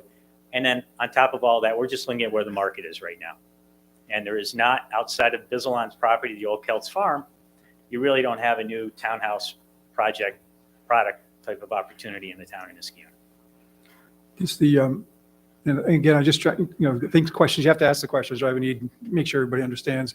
The townhomes themselves, each unit would look like they're all the same. Is that a true statement? What we're going to be looking at is a 1-story unit and a 2-story style. And that's part of what was part of our submission. Okay. And this is a prototype. Pigliaventos are members at the club, full disclosure. They're building this project currently in the town of Bethlehem, across from Bethlehem High School. Or could you pull that up on? Oh, there? I can. Yep, hang on. Go ahead, Mr. Sweet. And what we're proposing to do is to increase the square footage slightly so that our single family, 2-bedroom, 1-story unit would end up being somewhere in the 2,300 square foot range. The 2-story unit, obviously a smaller footprint, but could end up being 2,600 square feet or so. Yeah. And that might be a 2-bedroom with a den type of configuration, all with 2-car garages, So they're all 2 bedrooms, is that what you're saying? 2 bedrooms and What- 2-bedroom loft. So 2 bedrooms like with a office kind of thing, is that? or is No, it- 2 bedrooms for the 1-story, and then if you wanted that 2-bedroom loft or office opportunity, then you'd have to go to the 2-story unit. Hmm. All 2-car garages, oversized for room for a cart, so that we can minimize traffic to the golf course. They can take their cart from their garage over Yep. to the golf club. Obviously, putting chargers in all the homes today as part of that, so they can charge their car and their cart at the same time. Mr. Sweet, I'm sorry to interrupt. I have a question. I don't know, are you familiar with the development over on Console Road? What's the name of that? They're all townhouses. Hummingbird? Well, No, not it's Hummingbird, no. farther up I- across from the Glen Eddy. Yeah, the Fieldstone. Fieldstone. Fieldstone. Please yes. tell me this development isn't going to look like that. No, that's much more dense than this is. Okay. That was Because the that was a cookie cutter- Barbera development. The cookie cutter thing was out of control. Well, one of our members, one of my golf partners, Don Kinsella, happens to live at Fieldstone, and he's on our list to buy here. That's a much different style project. I'm top of my head, I don't know if you know offhand. It's got to be over 100 units. Yeah, It's a large scale townhouse Yes. development. And what's the price point? Do you know? at They're this in point? they're in the mid threes now. And what we're looking at, unfortunately, with the cost increases that we've all dealt with, and it's my full-time day-to-day is development and construction. Construction prices have gone through the roof, and you probably noticed that Mr. Bizzalon is in the mid fives for his townhome starting price, and that's what we're looking at here, mid-5s to 6. Thank you. Yeah, and I like to look at homes as a hobby. So there are some developments like over Half Moon Clifton Park area where single-family homes, and they're only in the, I'm going to say 1,600 square foot range with 2 bedrooms, 2 bathrooms. And their price point is, $450,000 in Clifton Park for something along those lines. Yeah. So my question is, you said that, single families weren't desirable, but the size of these are pretty good size. So why wouldn't you have a small single family? They don't have to be a 3,000 square foot, 3 or 4 bedroom. It can be a 1,700 square foot, 2 bedroom. That's true, and I think it's the concept of what a townhouse type project may look like to a buyer. And I recall back, I'm dating myself now, but 1981 when Rose and Michaels started Orchard Park, I was in the real estate brokerage business and I represented that project. And exactly your comment was the reason why that was such a slow starter, because people came in from their 3,500 square foot single family and said, why am I going to buy a 2,200 square foot townhome? My taxes are going to be higher than I'm paying in Rosendale Estates. I've got less land and a smaller footprint. Well, now we know why townhomes and condos are so popular. People do appreciate that little bit smaller concept and that smaller impact. To build a 2,400 square foot single family today, take a look at what Amador's selling his homes for. They're $700,000 and $800,000. Yeah. And most of those are in the mid 2s to 3,000 square feet. Yeah, and I just want to make a point. That's not what I'm saying. You're sharing utilities and site development costs with a twin home, which you can't do with a single family Right. detached. And I just want to make on the record that I'm not saying that's where to go. I'm just saying that just challenge you to make sure we all understand what the options are. Yep.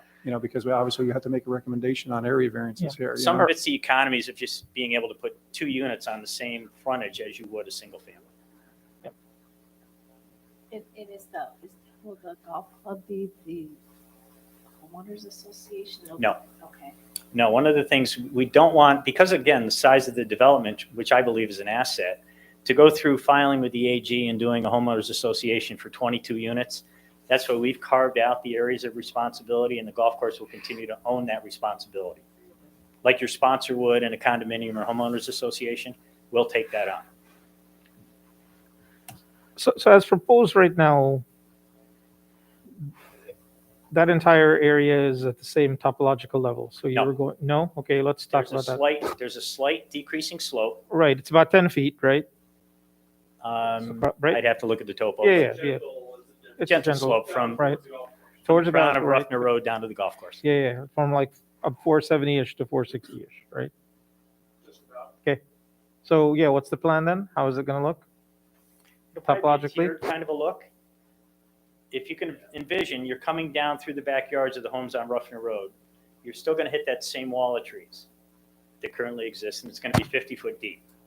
And you're probably going to have another 50 feet at a minimum to 75 or so, I'm just guessing, to what would be a patio or a deck behind the townhouse.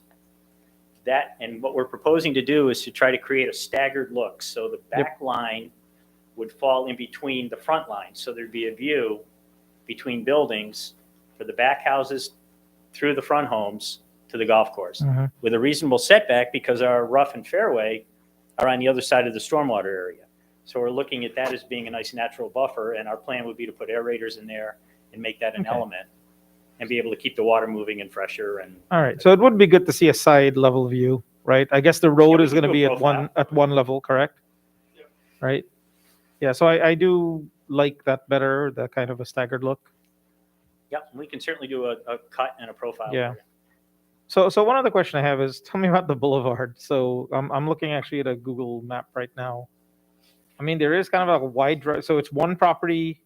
So if I look at Mountain View, right, that intersects straight onto a property. Go ahead. So the So, golf course does own this property, and there is a house there that's gonna Oh, come down. okay. I had mentioned that in the beginning. Yeah, so yeah, let's talk about that. The boulevard's gonna come through this property. Okay. And there's actually a town 20-foot old, kind of abandoned town right away that's butts right up against it. Mhm. So it's gonna be kind of right next to there. And there is a single family home that his driveway is kind of in the town right away, and it's gonna be, basically have to be reconstructed on this boulevard entrance. Okay, so 1245 Ruffner is owned by the golf course. Yes. Yes. Okay. Again, just a history fact for you, the reason for that easement, we had given the town access and property to have a water tower. Come to find out, that same area that I'm talking about where the 16 and the 8-inch Mhm. lines come together, you had a water tower there too. Simultaneously, at some point in time, way back in history, both water towers were abandoned and the new one was built by the reservoir. By the reservoir, right? That's why we have a 16-inch and an 8-inch line that I can only imagine the 16 was there to feed the tower and the 8 was the service line back out again. Okay.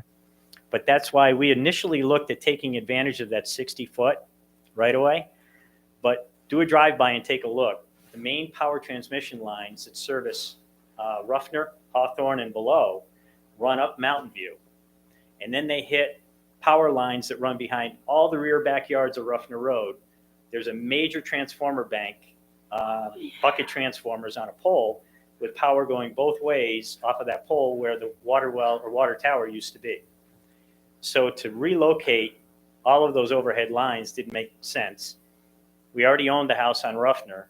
So our thought was then let's improve and make a really nice boulevard entrance rather than trying to squeeze it into that 60-foot right-of-way.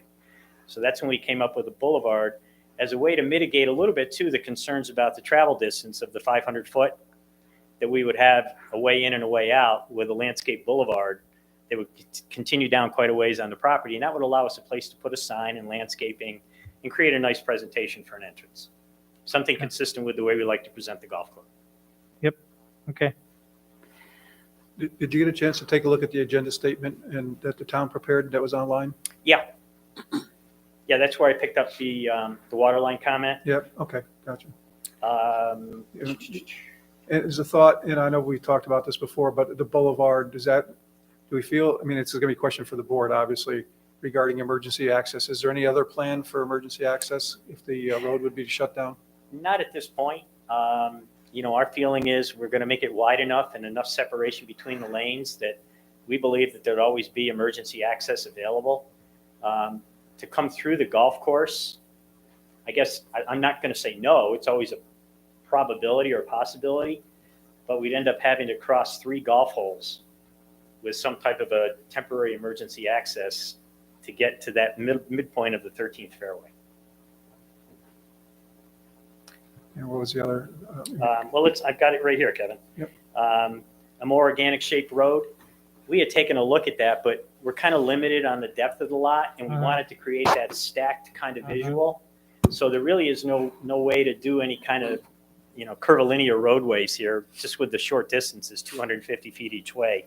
So we looked at something more traditional from a layout standpoint, minimizing, again, the amount of pavement, and the frontage would be more consistent than with each lot as well. A walking connection, that's easily, we've actually got a maintenance pathway, and I don't know if it showed on this plan, Dave. Down here, just to access the stormwater pond. And that takes you right to the 13th fairway. Dedicated kind of little right of way that we built in between these 2 lots. All right, so people be able to come out of their garage with their golf cart and Yeah, and that would be the that- plan, is that how they would access get the golf down there. course. How wide is the cart path? Typically, we would do maybe 10 feet. 10 feet. And how far onto the golf course does it go? Along the golf course? It would go out into the rough area and then terminate.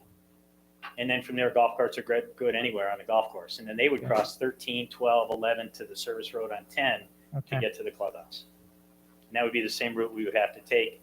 And where I'm thinking the connection point would be, if you think about Country Club Drive, you look to the left on the golf course, you see a paved access road. That's the service road that goes to the maintenance building that we're currently building.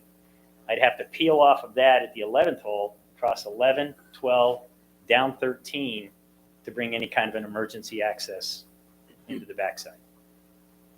It'd be good to, to help us out, do some research on, emergency access and why the boulevard satisfies that requirements. If there's anything out there in any manuals or design that, helps support that, Okay. I would like to, I'm sure we'd all like to hear that. Yeah. And the entire property is a And I understand cul-de-sac. what you're saying about, the boulevard being extra wide. So yeah, so if there's a potential accident, you still have another lane because you got the median that prevents it from shutting down traffic in both directions. So, and I understand that. That was our thought. Yep. And then quality open space, again, because we're not doing an HOA, open space in a fee simple deeded community is kind of a maintenance and management problem because who owns it? And, you know, if you did an HOA or, you know, a condominium association, you certainly can create those common areas that would create open space. I know in the past, the town hasn't been real interested. We had actually initially thought about dedicating the green space on Ruffner Road, give it to you and make a park out of it for that pavilion you're talking about. But the feedback I've gotten internally is that town's not really interested in taking on more parkland, and that would create an opportunity for neighbors to gather and maybe do some things that they shouldn't be doing on Ruffner Road. So that's why we didn't create any kind of open space, knowing that each of these homeowners is going to have their own deck or patio and backyard and probably wouldn't take advantage of an open pavilion anyway. And then the parkland preservation, natural features and trees. The golf club's been here since 1922, and looking at aerials from 1935, most of the trees that are there now behind the homes on Ruffner weren't there in 1935. So we've got now is a nice mixture of a lot of hardwood deciduous trees, a lot of scrub pine, and a lot of trees that have fallen over the years. So our plan would be, like we do on the golf course, would be to maintain all the healthy hardwoods and anything of any substance, and then clear out the scrub and the pines and the things that really aren't conducive to, you know, kind of emphasizing the vegetation that currently exists, the good vegetation. And we do that on a regular basis. We're part of the Audubon Society as far as golf course management goes. So we look and we bring an arborist in every couple of years, and we look at the trees that we should be clearing on the property to preserve those that are healthy and strong and need more space. So we would do the same thing in that area, and hopefully the Conservation Advisory Council would agree with that kind of an approach. Laura, is this on the agenda for the Conservation Advisory Council tomorrow night? Yeah, I do have it tentatively scheduled for the CAC tomorrow night. Oh, okay. You guys are welcome to attend. It's not super time critical. You could also hit them in December. Sure. Whatever you think is, I mean, If you can make it tomorrow, that'd be great, but it was such short notice. Yeah, sure. What time do they meet, Laura? 7, right here. Okay. That way we get some feedback quickly too, you know. So, yeah, so I mean, in this whole area, right, we just went through it actually with the golf course improvement, right? There are water issues, I think, that residents have complained about in the past, right? Mr. Khan, if I might, we've had 2 public meetings at the golf course inviting the neighborhood to attend. And I've come to understand that the water drainage issues are beyond our property. They're on the right side of our 14th fairway, which is actually the termination of Rao Road. Between Rao and Ruffner. And there's a low spot there, because if you Google map it and you look at the aerial, in the middle of our 14th fairway is where we contributed land to the town to build a retention basin. And it was constructed, and very rarely does it have water in it. The problem is hydrologically, the neighborhood that's complaining is hydrologically downstream from that retention area. So it's not really part of anything that we're proposing to develop here. Okay. Okay, so the other thing. Could I jump in here? Oh, go right ahead, please. So what Chairman Walsh talked about in the beginning, there's an opportunity to have a certain number of single-family homes on this lot. A lot of times we get to see what that sketch plan looks like. Yeah, so that we've we got it. So, Okay. right, All right. we, like I mentioned at the beginning, we did initially develop this as a average density development, which part of that is developing the conventional plan to submit with that, because you have to prove that you can get this same density. So we can. It's the short answer. I didn't bring it tonight, but you know, since this is not an average density development, I didn't resubmit it because it wasn't required as part of the application. Okay. Yeah, I think it would be helpful for us just to take a look at it. Laura, do you Yeah. still have that file, right? I still have Did it. you send that to Mr. Darpino? A couple things just from an urban planning perspective. I'm not a big proponent of cul-de-sacs, and you got 2 of them in here. So I don't mind where the placement is of this, because I think, like you said, the tree buffer between where the residences are on Ruffner Road, what backs up to the golf course, there's plenty. I mean, we just had an applicant where we were stressing the importance of a tree buffer on something that he's looking to do. So that I think is okay. But the other thing, and we've struggled with this, and this will eventually go to the Architectural Review Board, and they'll take a look at it, is that one of the things that we try to avoid is facades that are repetitive and also dominating facades with garages.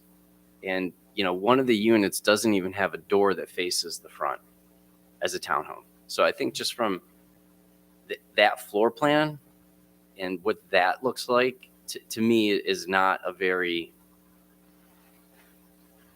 I don't think it's a good design.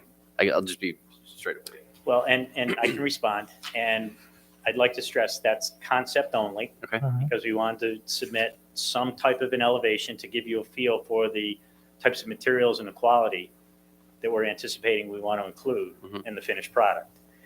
Again, it's a project that Pigliavento's building. I would encourage you, go down across from Bethlehem High School, take a look at it. Yeah, I've seen it.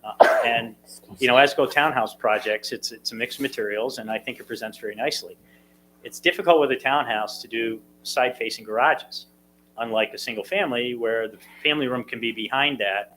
With a townhouse, you're limited on the width that you've got to deal with. If all of a sudden you've got to throw another 25 feet on the left side of that for the driveway so you can make the turn into the garage, now all of a sudden you're going to be looking at variances that'll push us right to the sideline. Yep. So that's typically why in townhouse lots, you're going to have a front entry. Oh, I understand that, but I think architecturally and aesthetically, it can be done much differently. There are a lot of buildings I look at and I wonder why they were ever approved and why they were built that way. Yeah. So, and for whatever it's worth, right? So there's definitely 2 cul-de-sacs on the property, but when you zoom out 10,000 feet, the entire development is a cul-de-sac. Oh, true. Right. Right. So a question I have for you, up in the north side at the intersection of Ruffner and Linwood. Yep. There's a clearing there, and I'm sorry, I'm looking at it on Google Maps. That would be our 14th tee. Yeah. So does an entryway that connects Linwood crossing Ruffner provide another access? That is literally the tee box. Okay. The hole. The change in elevation, if you look at the topo, Mhm. I can tell you we're focused on the grade changes there. That is the most severe grade change we've got on the golf course. Kids toboggan Okay. on that hill in the winter. So in order to meet the requirements of grade and slope for any kind of an access road there, even if we were willing to abandon the 14th tee, Mhm. it would be so severe on a downhill that it probably wouldn't be navigable in the winter.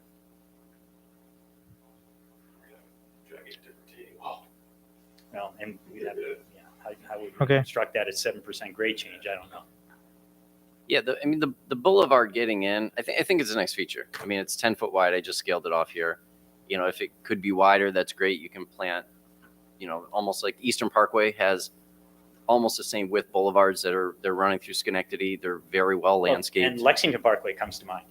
Much wider. Yeah. I mean, we can go wider because we've got the frontage of the home on Ruffner. To some extent, we can probably make the green space wider. So I think, if you're going to have a boulevard in there, that's a really nice feature. But then just getting into the concept of the dumbbell. Yeah. I hear you. I'm just wondering if there's I know it's the first meeting. It's the first meeting. Well, that's why I was suggesting if you do that with side entries, then your driveways end up you've got to have that 25-foot turn radius to be able to get a car in the garage. So now all of a sudden you've just increased the amount of coverage on the lot with paved area, whereas with a driveway now coming straight in, minimize it. Yeah.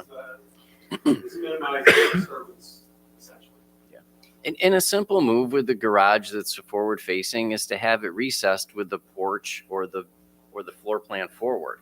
It doesn't become the dominant feature. I think that's what the big thing is. And if you look at the one that has a second floor plan, it's got a really small shed dormer. There's not a lot of natural light that gets in there. And Well, again, we certainly can look at that. Right. It was just something to represent.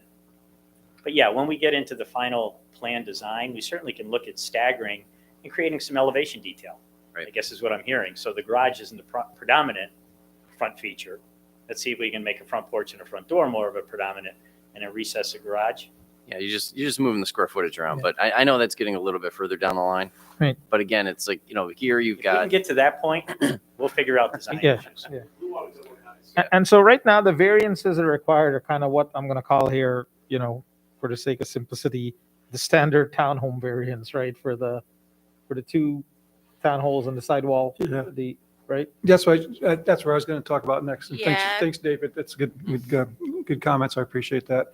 Yeah, they got a grand total here, but I think, obviously it's the zoning board of appeals that you have to justify, the area variances with, but we have to make a recommendation. And when you we make a recommendation, we still want to minimize, right? Mhm. And so, if you take a look at your total variances, if the chart's correct, it says, I think 67, 22 of those are the 0 side yard. We know that townhomes are allowed, but there's a hole in our zoning code that doesn't take that into consideration.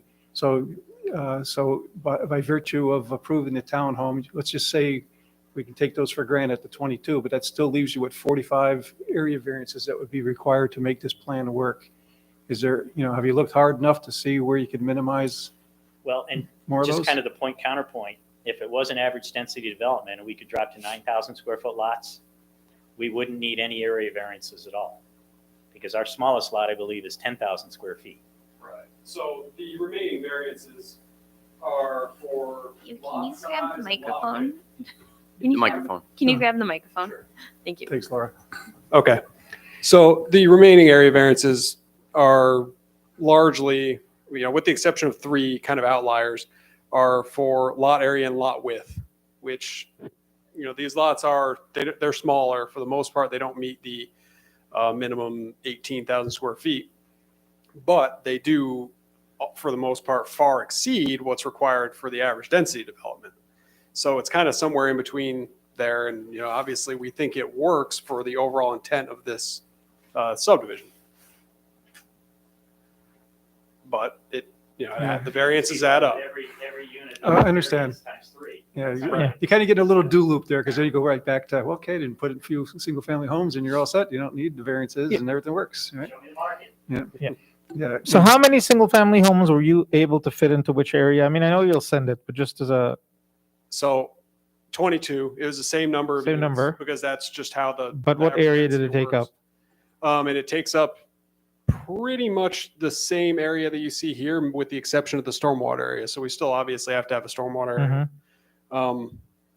I think it might have been located a little differently, but it was a similar design. I think it actually had another cul-de-sac, which you would love, I know.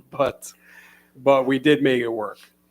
Yeah, I mean, if you look at the 18,000 lot area variances, this is kind of blurry, my copy. Read that or I'm losing ours it. is too. It looks like it says 20-something variances required under that column. I don't know if you can. Yeah, I think that's what Yeah. you're pointing out. Yep, Yeah. that's a lot of areas, 20 variances total. 20. We've got 2 units that exceed the 18, but then all the rest are between 9 and 18. So that's what triggers a variance, area variance. Yeah. Right. And Right.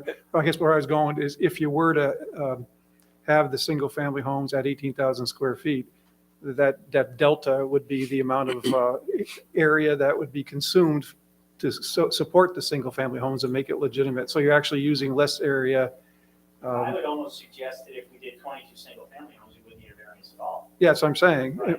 But it would take Right. up more of But the, what we're doing now. there's is less putting conservation area. there's less conservation. That's what I'm trying to say. two Thank you. townhomes on one single family Yeah. lot. I mean, it's really, that's going to be the hard spot, I guess, is just, because the other option Oh, there it would is. be to make these lots the 18,000 square foot, and that would eliminate the 20, is it 20? Again, it's blurry on. Oh, okay, yeah, so I'm sorry, you have it up, Laura. So that's what I thought, right? What's colored on the board shown here in the room, which is the red line, red boundary. That's the same. All that's the same, but the single family homes are going to the extent of that boundary, Yes. right? Just to be clear, right? A conservation area is everything outside of the green that you're showing us, right? Between the green and the red. Yeah, but the single family would be basically utilizing 100% of the developable area. Right. Yep. Whereas here we're not. Yeah, and that's why I wanted to look at it, because I wanted to. That's what I was trying to get at. You can Yep. go to 0 on the area variances, consume all 18,000 square foot, whether it be townhomes or single family, but you can also chew up a lot of the space. It'd be 100% of the And then what we'd be looking at then would be park, or it wouldn't be any parkland associated with this, would be fee in lieu of parkland would be the path we'd have to take with this, right? Okay. I mean, Right. So it's really a question, for this board, Is this the best, proposal? I mean, that's what it really boils down to, right? Well, I'm sorry, go ahead.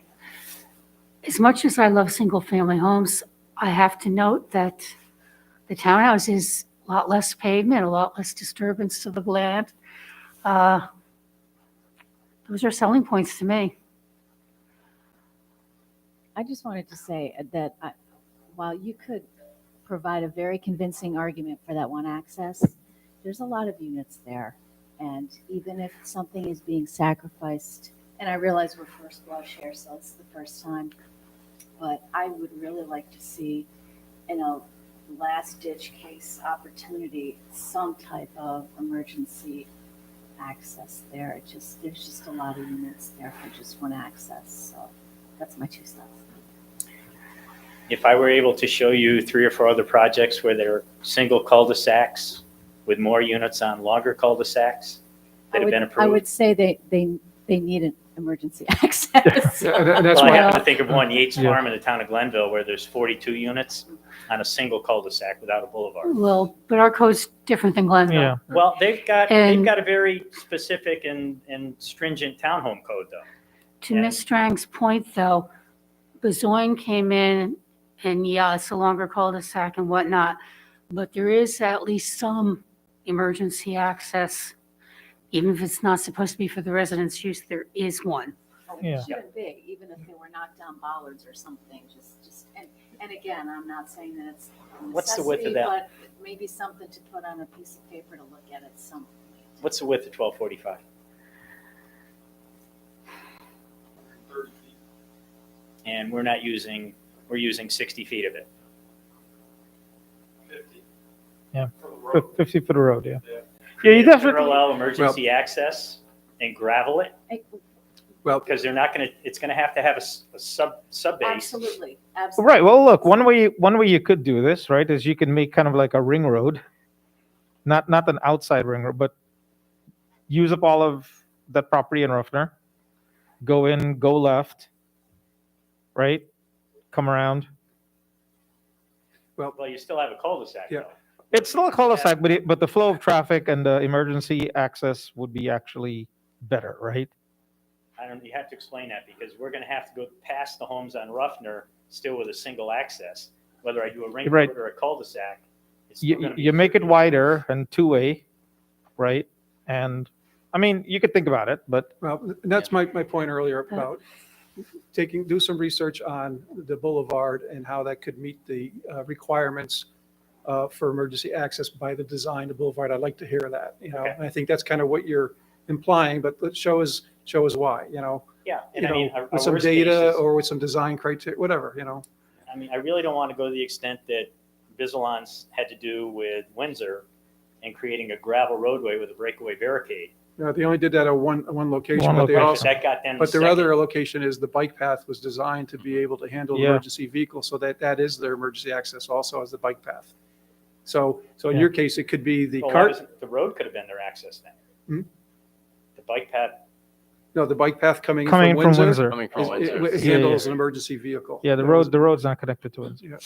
So they could, if the it's front like, end, I'd really hate to put in just a temporary service road with gravel. I understand. So So we've got the land to do it, but do your certainly research and we'll aesthetically- talk some more about it. I think All right. that we need to. All right. Well, I'm not hung up on the secondary emergency access because you have the opportunity to put in a boulevard.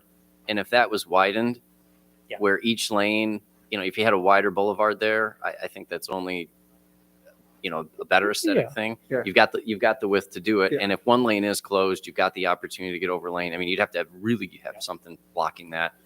But again, there's ways and means to get around things and over things, and emergency vehicles can move things when need be. theoretically, and if you really would like to see it be a street in and a street out, we could spread it over the 150 feet. And then just touch the sideline setback on each side of the lot, put in a 12-foot road and 12-foot road, and then the middle is grass and landscaping. And that could work if there was an opportunity to reconfigure the roadway on the inside along with that. All I'm just I don't saying know is how you look do at it. that. Yeah. Well, just take a look at it. And the I- downside of that is you're pushing those lanes next to the homes that exist already. Correct, and you're clearing more, and, I can create more green space with this concept. I think Ms. Shenfield had a.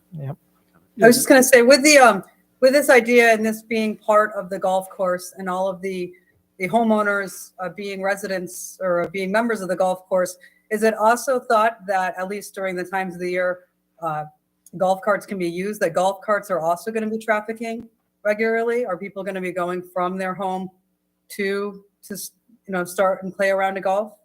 Couple of clarifications for you. I know David had mentioned that the owners would be members, and that's not totally the case. I haven't opened the marketing up to the outside yet. I've got 15 members that are interested at this point, but this is not similar to what the Edison Club is doing with a bundle community, where you would buy a unit and you have to be a member. This is going to be marketed to the general buying population. So there is no requirement to be a member of the golf club to own here. So golf cart traffic would only be on golf course property. It would never be on Ruffner Road because that's illegal under the town code. So any member that had a golf cart and wanted to take it back toward the clubhouse would take that pathway we talked about around stormwater management and then onto the golf course. Okay, thank you. And I think similar at Fairways of Half Moon, their townhomes are constructed with like a little bump out on the garage for their golf cart. Yep. That's how they handle it. If you take a look at an aerial there, you'll see it's all tied together that they can leave the home and get out to the golf course. And again, to Mr. Garpino's point, I didn't want to have to put in a second or a third overhead door just for the golf cart. So I was thinking about going a little wider with an oversized, we could fit the 2 cars and a golf cart to minimize those penetrations across the front. That looks It better. it does look cartoonish. In Florida, you see it all the time. I know.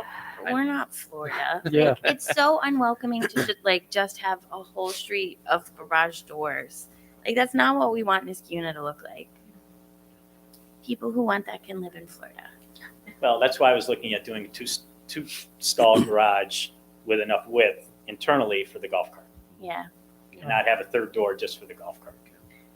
Just to reiterate Mr. Khan's comment, and I do agree with him too with the sentiment, not just because I'm opposed to cul-de-sacs, but the idea of putting the boulevard in and demarcating it and however you want to show that to be connected to the golf course, I think is a nice feature. But I just went down to Westchester and I walked through a community. It was very similar to this, and it had one access road in and one access road out, the same thing, but it wasn't based on a cul-de-sac, and it just looped you back in and connected back in, and it was its own little pocket community, but it still had the walkability and the connectivity that it had to the neighboring main street, which would be Ruffner Road. A lot of people walk over here. I mean, granted, they walk in the street, but that will be an area that you'll see people to walk in because they can get a glimpse of the golf course, come back in, and go back through. And I think you can definitely take advantage of that. Just taking another look at reconfiguring the townhomes, inside that parcel, if it shifts a little bit or if it moves around, and maybe it eliminates one of the cul-de-sacs, or it becomes more of a hammerhead or something, or The challenge again is kind of a geometrical one, Mm-hmm. in that it's more linear and shallow. If it was more square, we certainly could do a loop road, and then you have interior units and exterior units.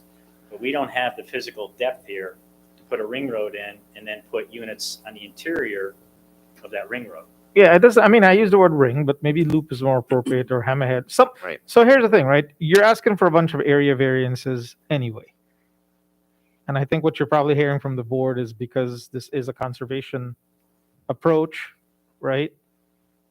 That it is something obviously that the board can entertain. So if there was some some modifications on the current area variances you want for certain units in order to get a better flow of traffic in the roadway within the community, give it a shot, see.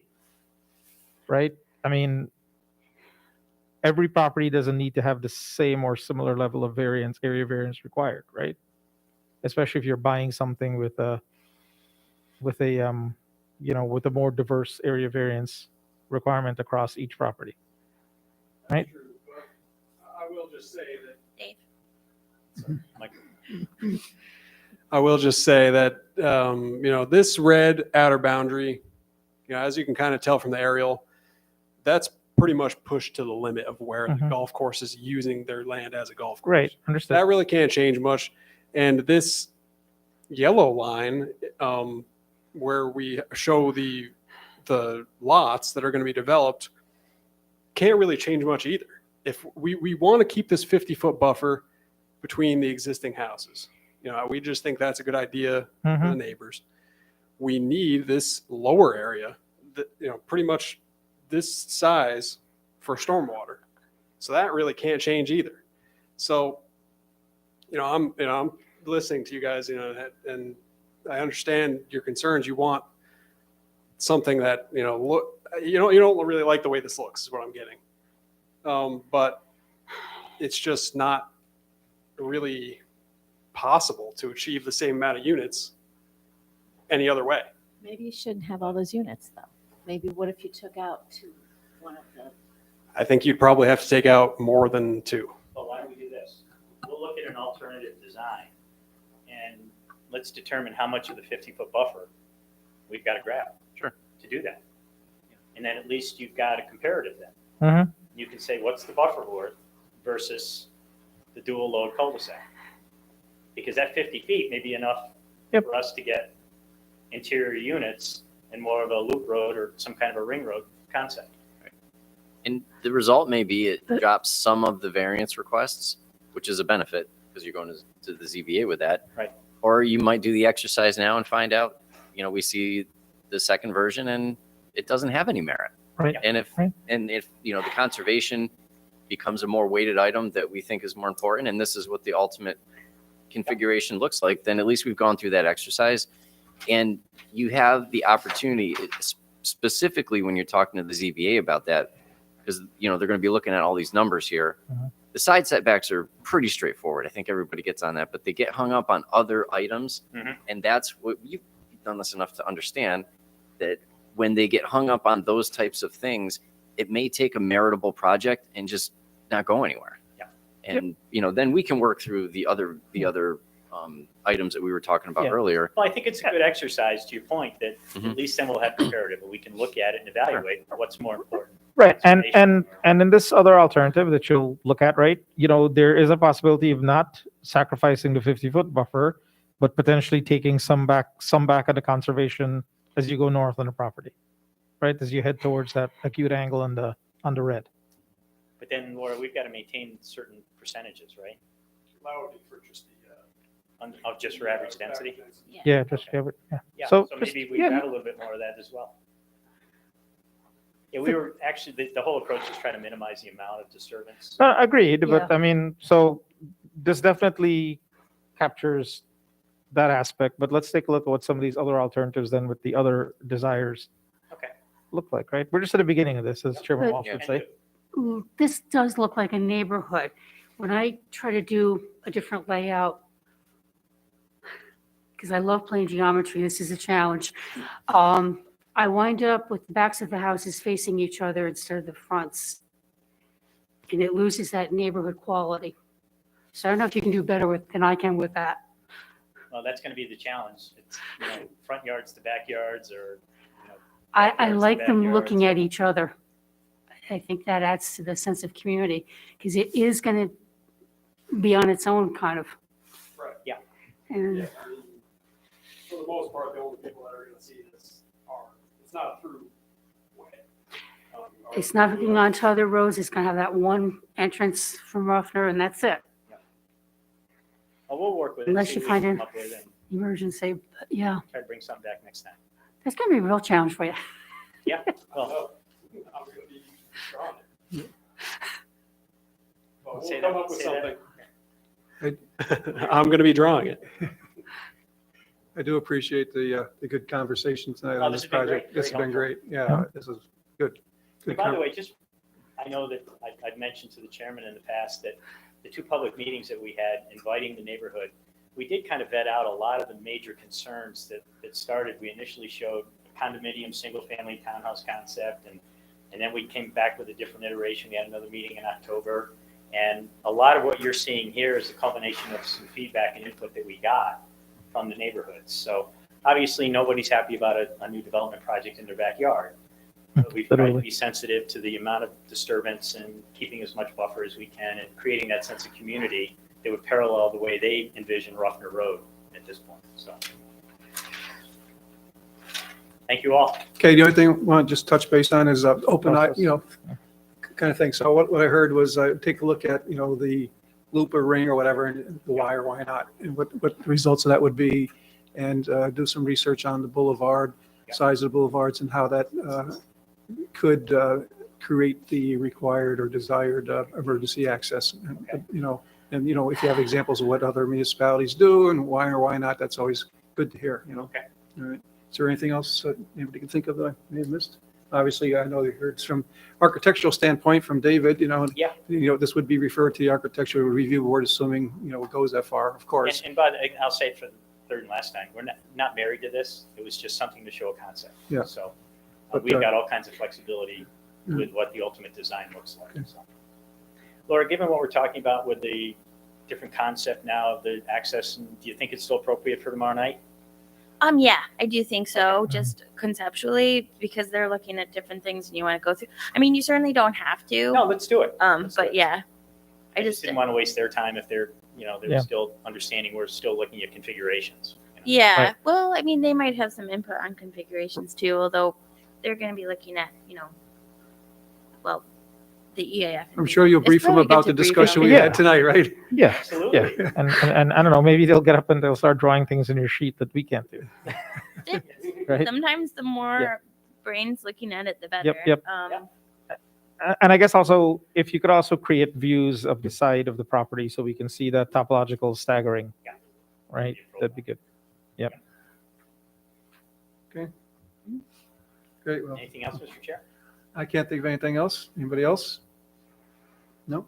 Well, thank you all. No, thank Appreciate you. the Thank you input. for your time. Thank you. Right. See you soon. See you tomorrow night. Yes. Okay.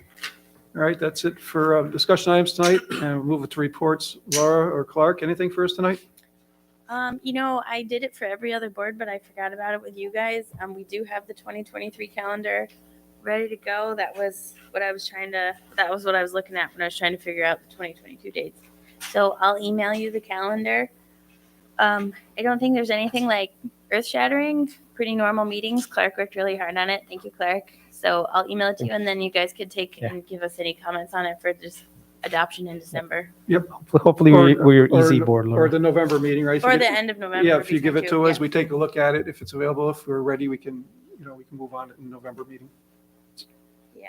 So I do have a question. And what exactly is going on with Broken In and, I was gonna ask that. yeah, So, I mean,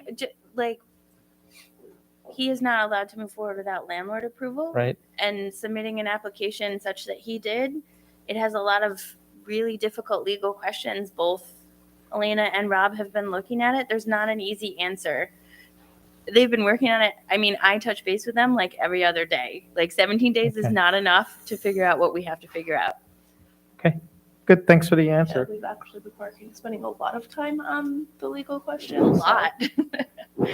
And does it have to do with the fact that there's two landlords involved or more than that? No, there's a lot because, I mean, we can get into it. There's like several legal questions but one of them is just the ability to put the seating in the town's right of way. And back with COVID, there was an executive order that allowed it just to help with the restaurant industry and the spacing that was required. That has since lapsed. So I'm of the impression and of the opinion, and I've asked Rob to, assist and make sure I'm not missing anything. But I think that there would need to be a local law adopted before we could even legally allow it. But then there's also the complication of the fact that the property owner does not want the proposal as it was submitted. And even if it is in the town right of way, does the tenant have some higher right that the landlord or the property owner wouldn't have? I guess those are in substance, kind of what the issues are, but then there's kind of smaller issues Okay. that stem from that. If that No, makes I mean, sense. as you're saying it, it's perfectly understandable. Is the applicant aware of this? Yes. And so, He okay, wants us to push forward regardless. yeah, no, well, I mean, I could be clear that unless thank you for informing us on, And I mean, the the legal- town could take a pretty tough stance and say the answer is no until you can show us some legal authority that would allow this, but we're not. We're actually spending a lot of time on it, so. For what it's worth, we're entering a few months here where it's not practical to have outdoor seating anyway, right? Yeah, no, I mean, we need to get the legal issues all resolved, and I could just tell from the complications of multiple landlords and plus everything you mentioned. So I think from our perspective, unless those issues are resolved, the planning process does slow down.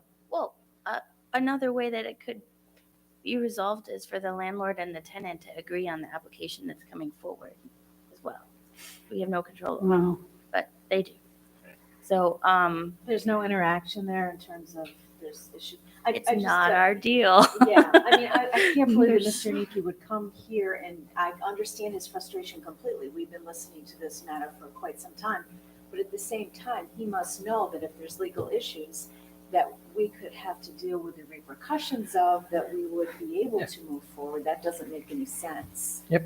Yeah, and And- there's one kind of hangnail. You know, the town every day, pretty much, we talk about it. We're touching base. We're researching legal issues. Like we're thinking about special use permits, and you know who has maintained the parking lot over the past however many years. Like there's a lot of layers. But if for some reason it wasn't legally allowed to go through, there's still the matter of the ice cream window. So one way or another, we are going to have to come to some kind of, he will have to come back and go through stuff. But the reason that it isn't on the agenda is because we want to have very clear path for him. Either we figure out how to make the window operate, in perpetuity that was approved, or, we find some legal guidance on the application that he submitted. But right now it's kind of in limbo. So it's not like it's never going to come back. We're just trying to get good legal guidance on how. No, understood. I mean, you're looking at it, you're looking at the legal issues, and that's something that's not appropriate to come half-baked in front of the planning board. Right? As a And it's follow-up, not something to be thrashed out at our meetings either. Yeah. what's the, in retrospect, Ms. Robertson or Ms. Finan, is there something that we It's could? Finnan. Finnan, sorry. Sorry. Is there some way that we could have, is there some test that we could have performed to ensure that Mr. Nicky had the right to make application to this board to begin with? Oh, he Well, did. did. Yeah. The landlord Withdrew. withdrew Oh, the okay. approval Yeah, later in right. the Okay. process. That was the I issue. see. Yeah. And I think part of the initial thing was that we always knew that Mr. Nicky was never going to take over the entire space. That's why the questions came up in previous meetings. You've got this length along your building. You're only looking to put seating here. There was a takeout area, but there was also residual space that was left over, and what to do with the 4 parking spaces. Whether other businesses could use that. Was he going to solely go in on it? So there were all these layers of things that I think, he knew what he wanted to have for the outdoor seating. I think generally there was a lot of interest in it, but there was never going to be 100% ownership from one business owner for an outdoor area that also connected around the back of the building. Yep. And frankly, I still wonder if even with the parking that's being planned, whether there's enough parking for all the businesses there with his expanded use of that space. Seemed as though he was providing the same number of spaces I as think- is I think- currently I think there. the Yeah. application, Same. it said it was the But same, his actually more, one or restaurant two use more. plus the outdoor use is far more use than the previous tenant had. Right, but we were getting all that. And we lost a bunch of spaces out on Knott Street. Independent of this application, though. I mean, there was all But that parking nonetheless, on the that plan. was shared I know parking that. and everybody could park anywhere. Yeah, I've parked out back not knowing it was We do more also find restricted. ourselves in this interesting sort of chicken and egg situation where there isn't necessarily the need or the demand for a reconfiguration of the Crescent Clifton Parking Mhm. intersection, but we do know that the town can buy itself some extra real estate for parking should that road intersection be reconfigured at some point. Well, I feel like there is a need, safety-wise, Mhm. but yeah. Yeah, I But other than that, I agree Well, with everything you said. Yes. It's not, for whatever reason, that's not a high I- priority. It's not going to probably likely occur. Well, I for- mean, it was a for high enough this. priority that the town spent $10,000 on those engineering plans that we figured out. But I think just the cost is very prohibitive. Like for the town to try and do it, it was very prohibitive. And we talked about it before. The town's plans were very like car centric. So the town's plans were adding a lot of parking, but they only had an 8-foot sidewalk, which is the same out front. And one of the comments that I've heard generally is there's a couple of those peninsulas out front, but there was a wish from, you know, some people who frequent that area that the sidewalks were bigger so that each one of those businesses could have like their own little table or their own little setup outside of the door. But they already shifted the right of way as far as they possibly could, and they put sidewalks on the other side. So there just wasn't an ability to make the sidewalks on the co-op facing side any bigger. But this plan, although it's not, you know, perfect or hashed out and it needs landlord approval, really does allow for that sitting area that was unable to be constructed by the county.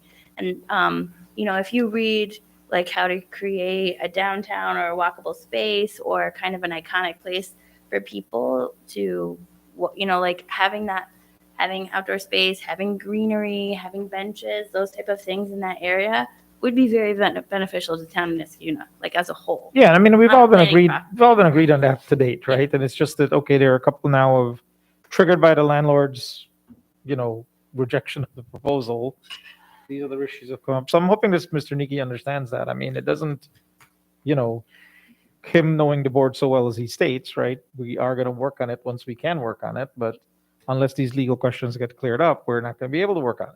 Well, right, we're working on it. I mean, he has a lot of passion for his business. When I meant we there, I meant the planning board. Yeah. Yeah, I know the planning department, legal department are working on it every day. Yes, we are. Okay, Laura, Clark, anything else under reports? Not unless you guys have questions. No. He's sick, but I just wanted to thank Chris for coming to the Rivers Ledge ribbon cutting. I sent it to Jengus and Kevin Yes. too late and did not follow up. Unfortunately, I saw it too late. Sorry. But they had just done a quick ribbon cutting.